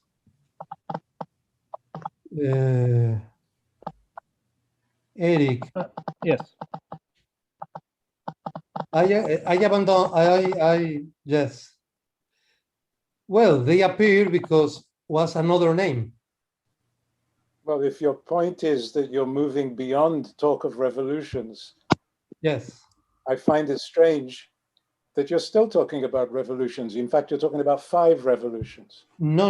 I'm talking about 4 transformations. I used to talk about 5 revolutions.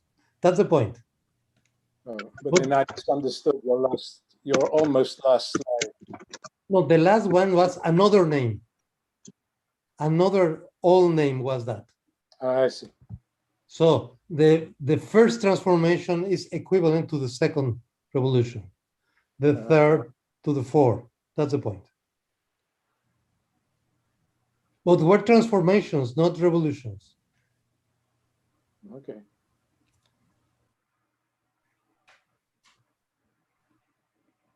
Okay. Okay, I think that there are not any question more. We have 4 minutes. What? No. Well, I'm glad to hear of Jose Antonio's transformation in this respect. Yeah, we were talking in the break of phase transformations. Yeah. Scientific theories being phase transformations, and you basically have come up with some things like that. As you know, Eric, we have been talking about this for a long time, and the word revolution is quite, in the original sense of Kuhn, is quite sharp, quite strong, and does not allow to recognize the very mild, slow changes that appear in the laboratory, for example, in the practices. Yeah, I agree with you. Yes. I just have a minor, it might be a very minor question. In the last slide, I think it was last slide, you had in the fifth revolution, you had the only entities were nanoparticles. Yes. But you also mentioned the green transformation or biomass transformations. So are biofuels and bioplastics not new entities that are being made in chemistry? It's quite a point. I don't know if it's possible a biofuel can be an entity. Okay. It's an entity in a way, but this is quite a difficult task. Okay, good. You know, I'm going to get the words wrong, but the polymers that make up the new bioplastics. Yes, but it's entities in this sense are hidden entities, epistemic objects, are entities that you cannot see, are invisible. That's the point. All of them. Jose, can I ask a quick question? Please. Or make a comment? I mean, revolution language comes from solar system observation. I like transformation because it comes from alchemy and chemistry. But what I liked about your talk was that you centered on the problem of incommensurability itself getting disrupted because you have new communities of scientific practice. Yes. That their internal problems of incommensurability are of a different kind. Yes, yes. Right, so I really appreciated. Yes. I mean, I agree with Eric that somehow we have to displace the talk of revolutions because they are flat transformations, they are translocations, they're not real productions of new scientific communities. But thank you. But it's easy to recognize that each of these 5 subdisciplines, each one has their own lexicon, as Kuhn himself said. So they share atom molecule, perhaps, but they talk about biofuels and about femtoseconds. They work in different worlds in a way. Well, it's time to the last talk of today. Let me introduce, thank you. This is for close. Our next speaker is Mike Renier. I say him close to French, sorry. Are you there? Yes. Yes? Yes, I'm here. Mike will talk us about history and philosophy of chemical modeling. Welcome, Mike. Thank you. Trying to find my file.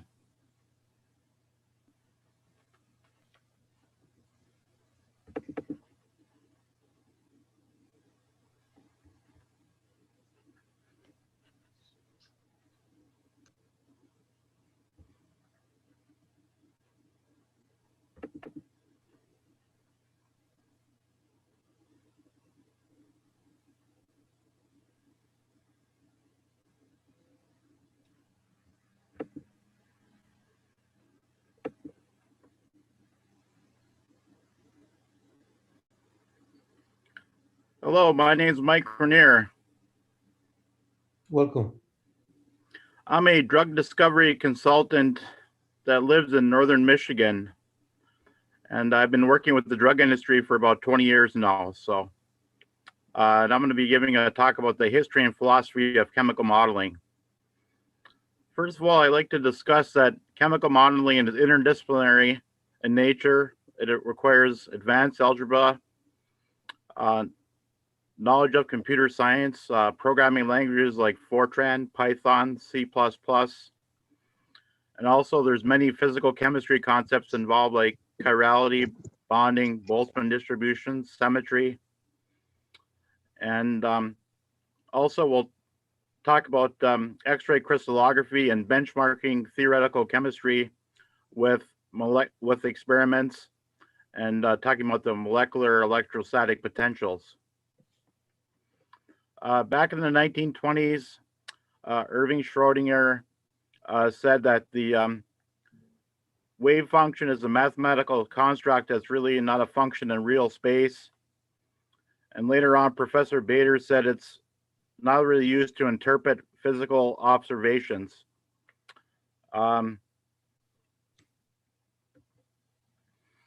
is a relationship in quantum chemistry where the number of orbitals is related to the speed of the calculations. With Hartree-Fock density functional, it's to the fourth power. So those methods are much faster than molar per set, couple cluster, and configuration interaction methods, which are much slower methods. And I give a reference book, Reviews in Computational Chemistry, which is a very good review of the field, computational chemistry field. Sorry, Mike. You don't have a PowerPoint to share with us?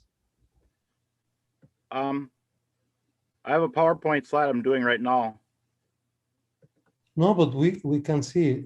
We can see it. Let us wait and try to share your screen. Okay.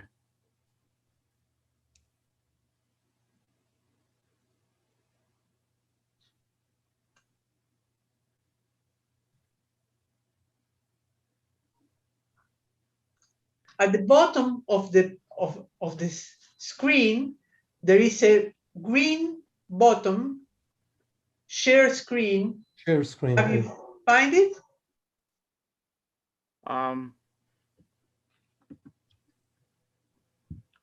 Share screen.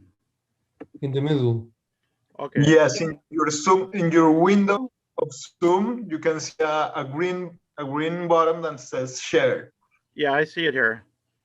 Yes. So click there. Okay.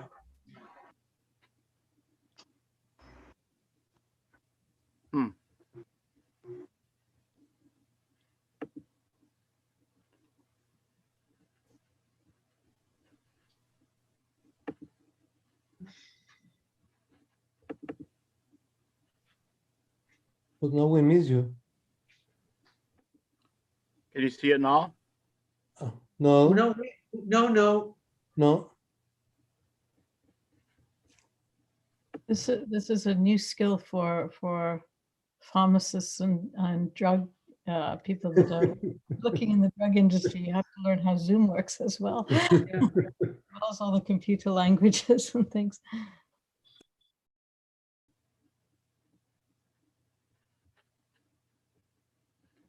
If you click share screen, what do you see at your screen? I see it says Dropbox, Microsoft OneDrive, Google Drive, Box, Microsoft SharePoint. Well, no. Perhaps you have little screens there, so you have to click on the screen you want to share. Yes, you must choose your screen. The screen with your presentation. Okay. Now do you see it? No. So it's possible that you have a lot of images in your screen, but you when you click, share the screen, appear all of those, and you must choose one of those. The one that and then you have to click share. You choose the picture, and yes, then first.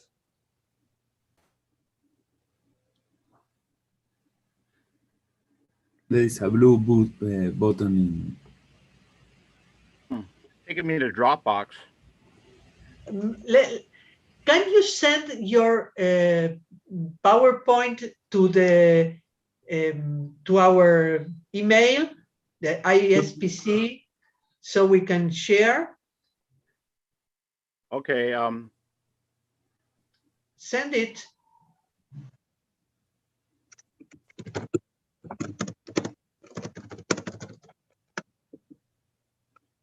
To the same email where you received the message today.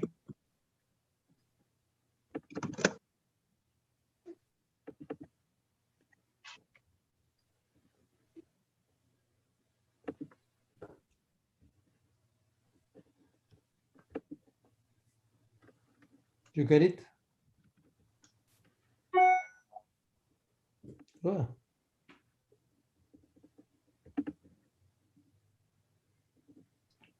Have you sent it? 1 minute. I'm on here.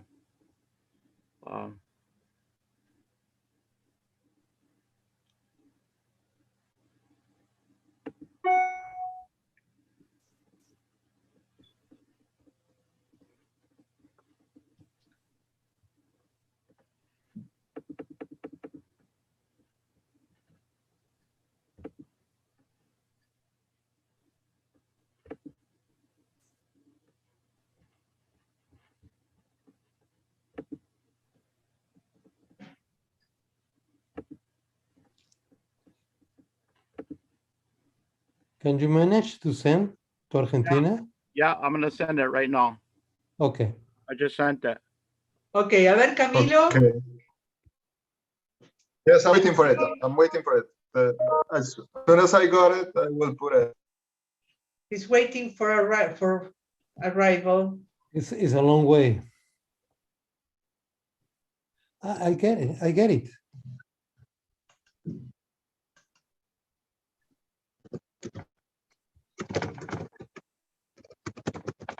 I get it.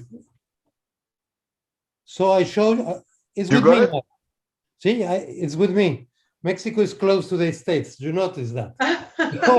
Okay, you can share. So okay, great. I share it. I share it. Perfect. Okay, let me just move. Let me return. This is not for me. Let me see. I will. Well. So now it's me that I must share the.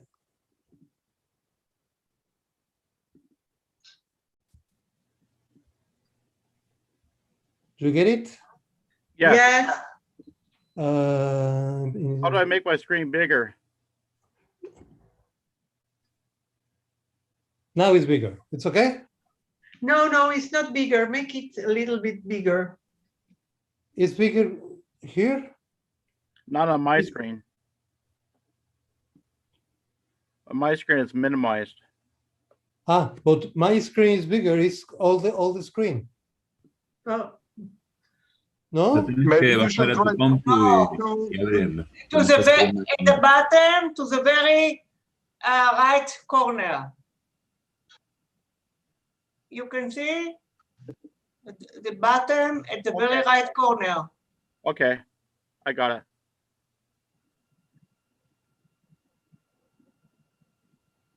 But okay, in any case, we can continue because it can be read anyway. Yes. Okay, again, I'm Mike Renier, drug discovery consultant based out of Northern Michigan.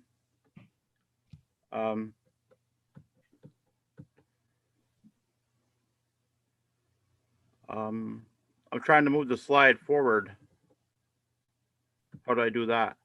No, Chamizo have to move the slides because. Yes, I move the slides. I move it. Next slide. Oh, it doesn't move. Doesn't move. I think that you have. I think that you have to download the. To download. Okay.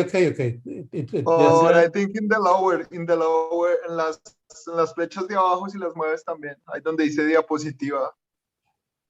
Let me try to download it. Yeah, it is better. I think it's better. So in the meanwhile, we want to say hello to Klaus and Lydia Galagowski that join us presently.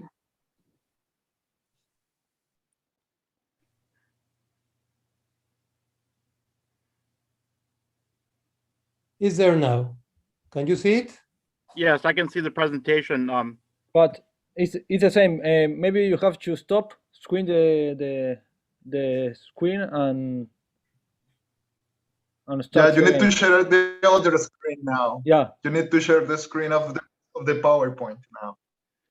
Estamos viendo la diapositiva que habías compartido previamente. Quizás claro. Creo que tenés que salir y cargar el PowerPoint. Claro. Salir del share screen, del compartir pantalla. Ok, esto sale. Perdón. A ver, tengo dos, entonces deja de compartir. Deja de compartir, ya. Compartir otra vez.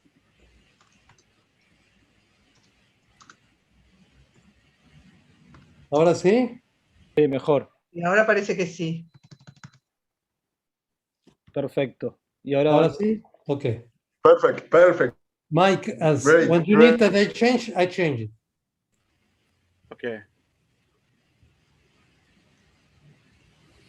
Okay, start with the second slide there. Okay, good.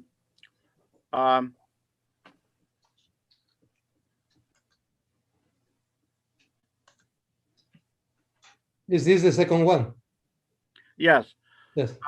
Interdisciplinary chemical modeling involves advanced algebra, computer science languages, Fortran, Python, C++, and physical chemistry concepts like chirality, non-covalent and covalent bonding, and Boltzmann distributions. And also, it's a great idea to do benchmarking with experiments like X-ray crystallography, which can calculate molecular electrostatic potentials. Next slide, please. Yes. Quantum mechanics really started back in the 1920s with Professor Schrödinger work on the wave function. And he did say that the wave function is a mathematical construct, not a function in real space. And later on, Professor Bader said it's not to be used to interpret physical observations. Next slide, please.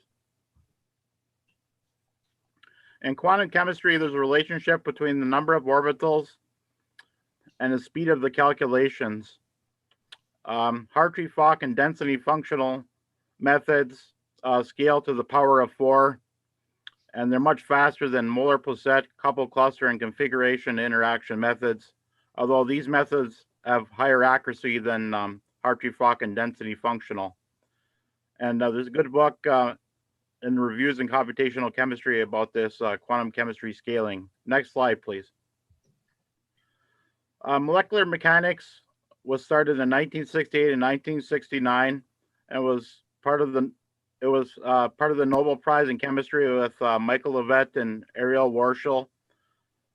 They looked at small molecules and proteins, and I question whether the terms are really additive. There was 5 terms that were additive, and whether they're actually additive is a good idea or not. One good thing about their work is that they benchmarked their theoretical calculations with experiments, and they had a statistical term. The shortcoming of the work was there wasn't a solvent term involved. And benchmarking with experiments was published in Angu Chemistry International Edition in 2017. And I feel it's a good idea to benchmark theoretical calculations with experiments like X-ray crystallography. Next slide, please. The Hellman-Feynman theorem is about the coulombic forces exerted upon nuclei. The total energies are expressed by electrostatic potentials, and there's an electrostatic and polarization component. It also looks at dispersion forces around nuclei. Both the energy and forces are complementary in nature, and this was published by Professor Peter Pulitzer in 2018. Next slide, please. Molecular electrostatic potentials, the importance of that is that it's a physical reality, and sometimes that's the most important thing in theoretical chemistry, is to look at the physical reality and compare that to X-ray experiments. With Professor Pulitzer's work, he was looking at sigma and pi hole bonds. Primarily, he was looking at non-covalent bonding with hydrogen and halogen bonding. And future work will be looking at covalent bonds, which are both electrostatic and polarization in nature. The limitations of the work and kind of the lack of velocities has been, it's always been done in the gaseous state, and it hasn't been done in the solvent state. And he's always comparing his calculations to internal standards. Next slide, please. Monte Carlo simulations is becoming more popular in recent years because there's dynamic situations in the field of chemistry. Like in drug discovery, there's Monte Carlo and molecular dynamics, because you're looking at the ligand interactions with the drug receptors. And Monte Carlo looks at the volume and temperature of the particles, and it chooses a configuration with the Boltzmann probability, and it weights the configurations evenly. The only limitation of the Monte Carlo model is that it doesn't represent the variables very well. Next slide, please. Well, sorry. Molecular dynamics is based upon the harmonic oscillator model. And typically, molecular dynamics has been used to look at implicit solvent situations, a continuum solvent condition. Recent times have looked at the conductor-like screening model, which looks at the dielectric constant of the solvent and the medium. And these calculations have much better accuracy, and they can actually look at the charge distribution on the solvent and the solute. The only limitation with molecular dynamics is the equation of motions over longer times, like in the protein folding simulations, is limitation. Stochastic dynamics, Lagrangian dynamics can look at a viscous solvent situation, but not implicit solvent. And Brownian dynamics can look at random walk simulations with solvents. The current limitation of molecular dynamics methods is that it doesn't look at an explicit solvent where you sort of place the solvent molecules around the solute. A good book to look at for computational chemistry methods and approaches is Professor Christopher Kramer's book, Essentials in Computational Chemistry. Next slide, please. One situation that happens in drug discovery between a ligand, a drug ligand, and a protein is a buried cavity scenario. And some of the current approaches are integrating molecular dynamics and Monte Carlo methods to look at the Boltzmann distribution of states. And the second method is a method to look at using statistical mechanics, molecular dynamics, and quantum mechanics, where you can actually calculate the energy of interaction with quantum mechanics.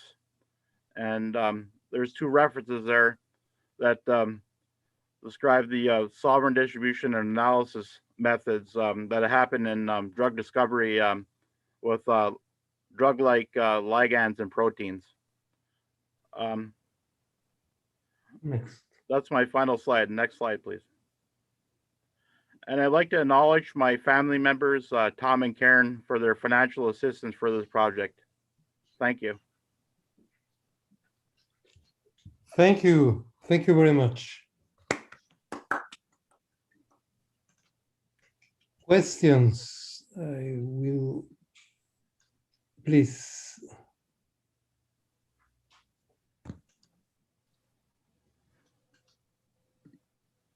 There is one of Marina, no? Marina. Yes, in the chat. Yes. Yes. Thank you, Mr. Renier, for your presentation. I just wanted to clarify something you said. When you're talking about the Monte Carlo simulations, in terms of them being used most recently, you're specifically referring to molecular dynamics, right? Not to science in general. Yeah, I'm kind of referring to molecular dynamics. Yeah, that's kind of the current trends to go towards molecular dynamics. So. Okay. Yeah, because they've been used in particle physics since the mid-70s. So that's why I wanted to clarify that you were specifically referring to that. Yeah.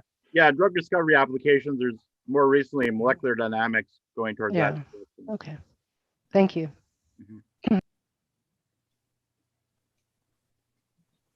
Anyone? Another questions? I wrote the question in a queue in the chat. In the chat, yes. Yes. Can I ask? Without answer. Can I ask? Yes. So no, in one moment you linked X-ray experiments with physical reality, like physical reality emerged when X-ray experiments were performed. This is I want to know, what do you mean with this link between physical reality and X-ray experiments? Well, I'm talking more about the electron distribution around molecules, and that being sort of the physical reality situation, and looking at the electrostatics and polarization components from a theoretical standpoint, and comparing that to the electron distribution from X-ray experiments. So. Okay, thank you. Yes. Thank you. You're welcome. Anything else?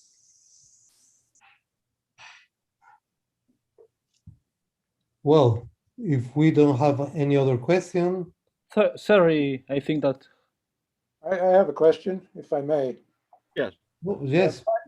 If you were to summarize your talk in 2 or 3 sentences, Mike, what would it be? I think the importance of chemical interactions in drug discovery is becoming very crucial for the field moving forward. And I think that's my main point. And that's kind of what I wanted to talk about, the physical reality situation between X-ray experiments and theoretical calculations. So. Okay, thank you. Okay.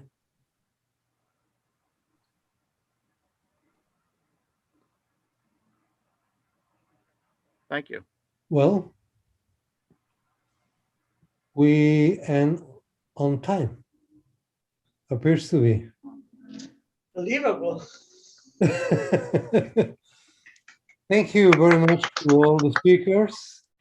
And we will meet again on the next Wednesday, isn't it? I have a little announcement.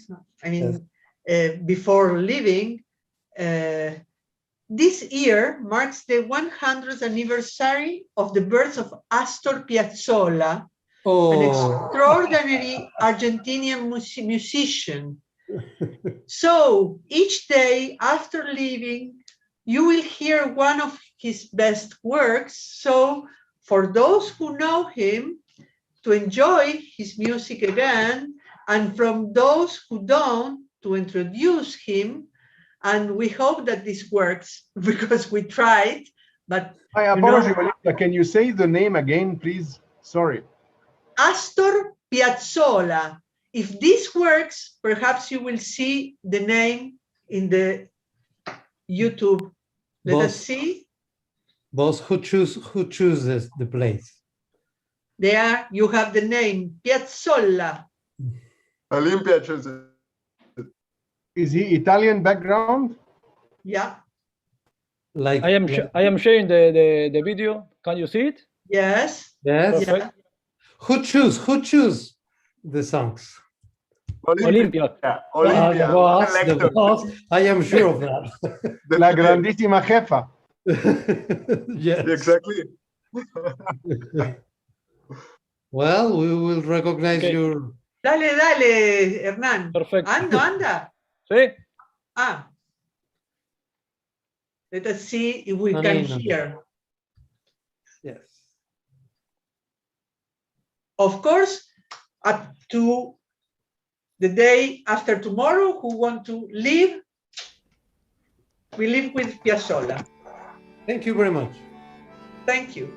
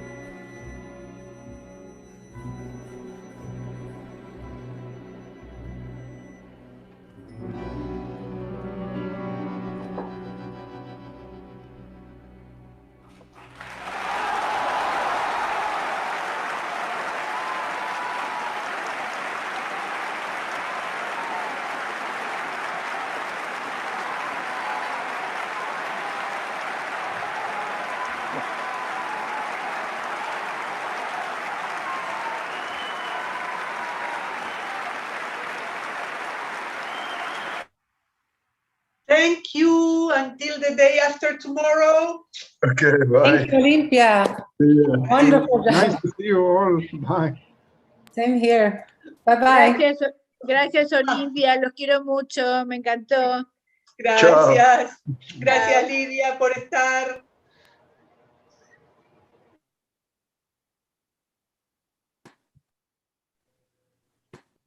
So I'm staying a little bit, yes, Emma?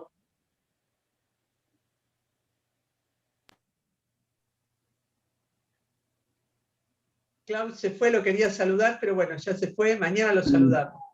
Ok. Se escuchó bien, ¿no? Quédate un poquito así hablamos de cómo salió esto. Sí. Se escuchó bien, ¿no? Sí, sí, un poco bajito, little bit low, pero se escuchó. Perfecto. Yeah. Do you like, Bueno, Ceci. Eric? Piazzolla, it's Yeah. great. So, well, first day. Nos vemos. Chao, Chao, chicos. Hasta luego. Nos vemos. Chao. Adiós. Chao. Cuídate, hermano. Sí, lo ¿Todo saco a bien? Mike, lo saco a Mike Renner porque me parece que no sabe cómo salir, ¿no? Sí, Parece que terminemos la reunión. ¿Cómo? Pues sí. Terminemos la... Y deja de grabar para que podamos hablar. Ah, cierto. Muy bien, Olimpia. Stop recording so we can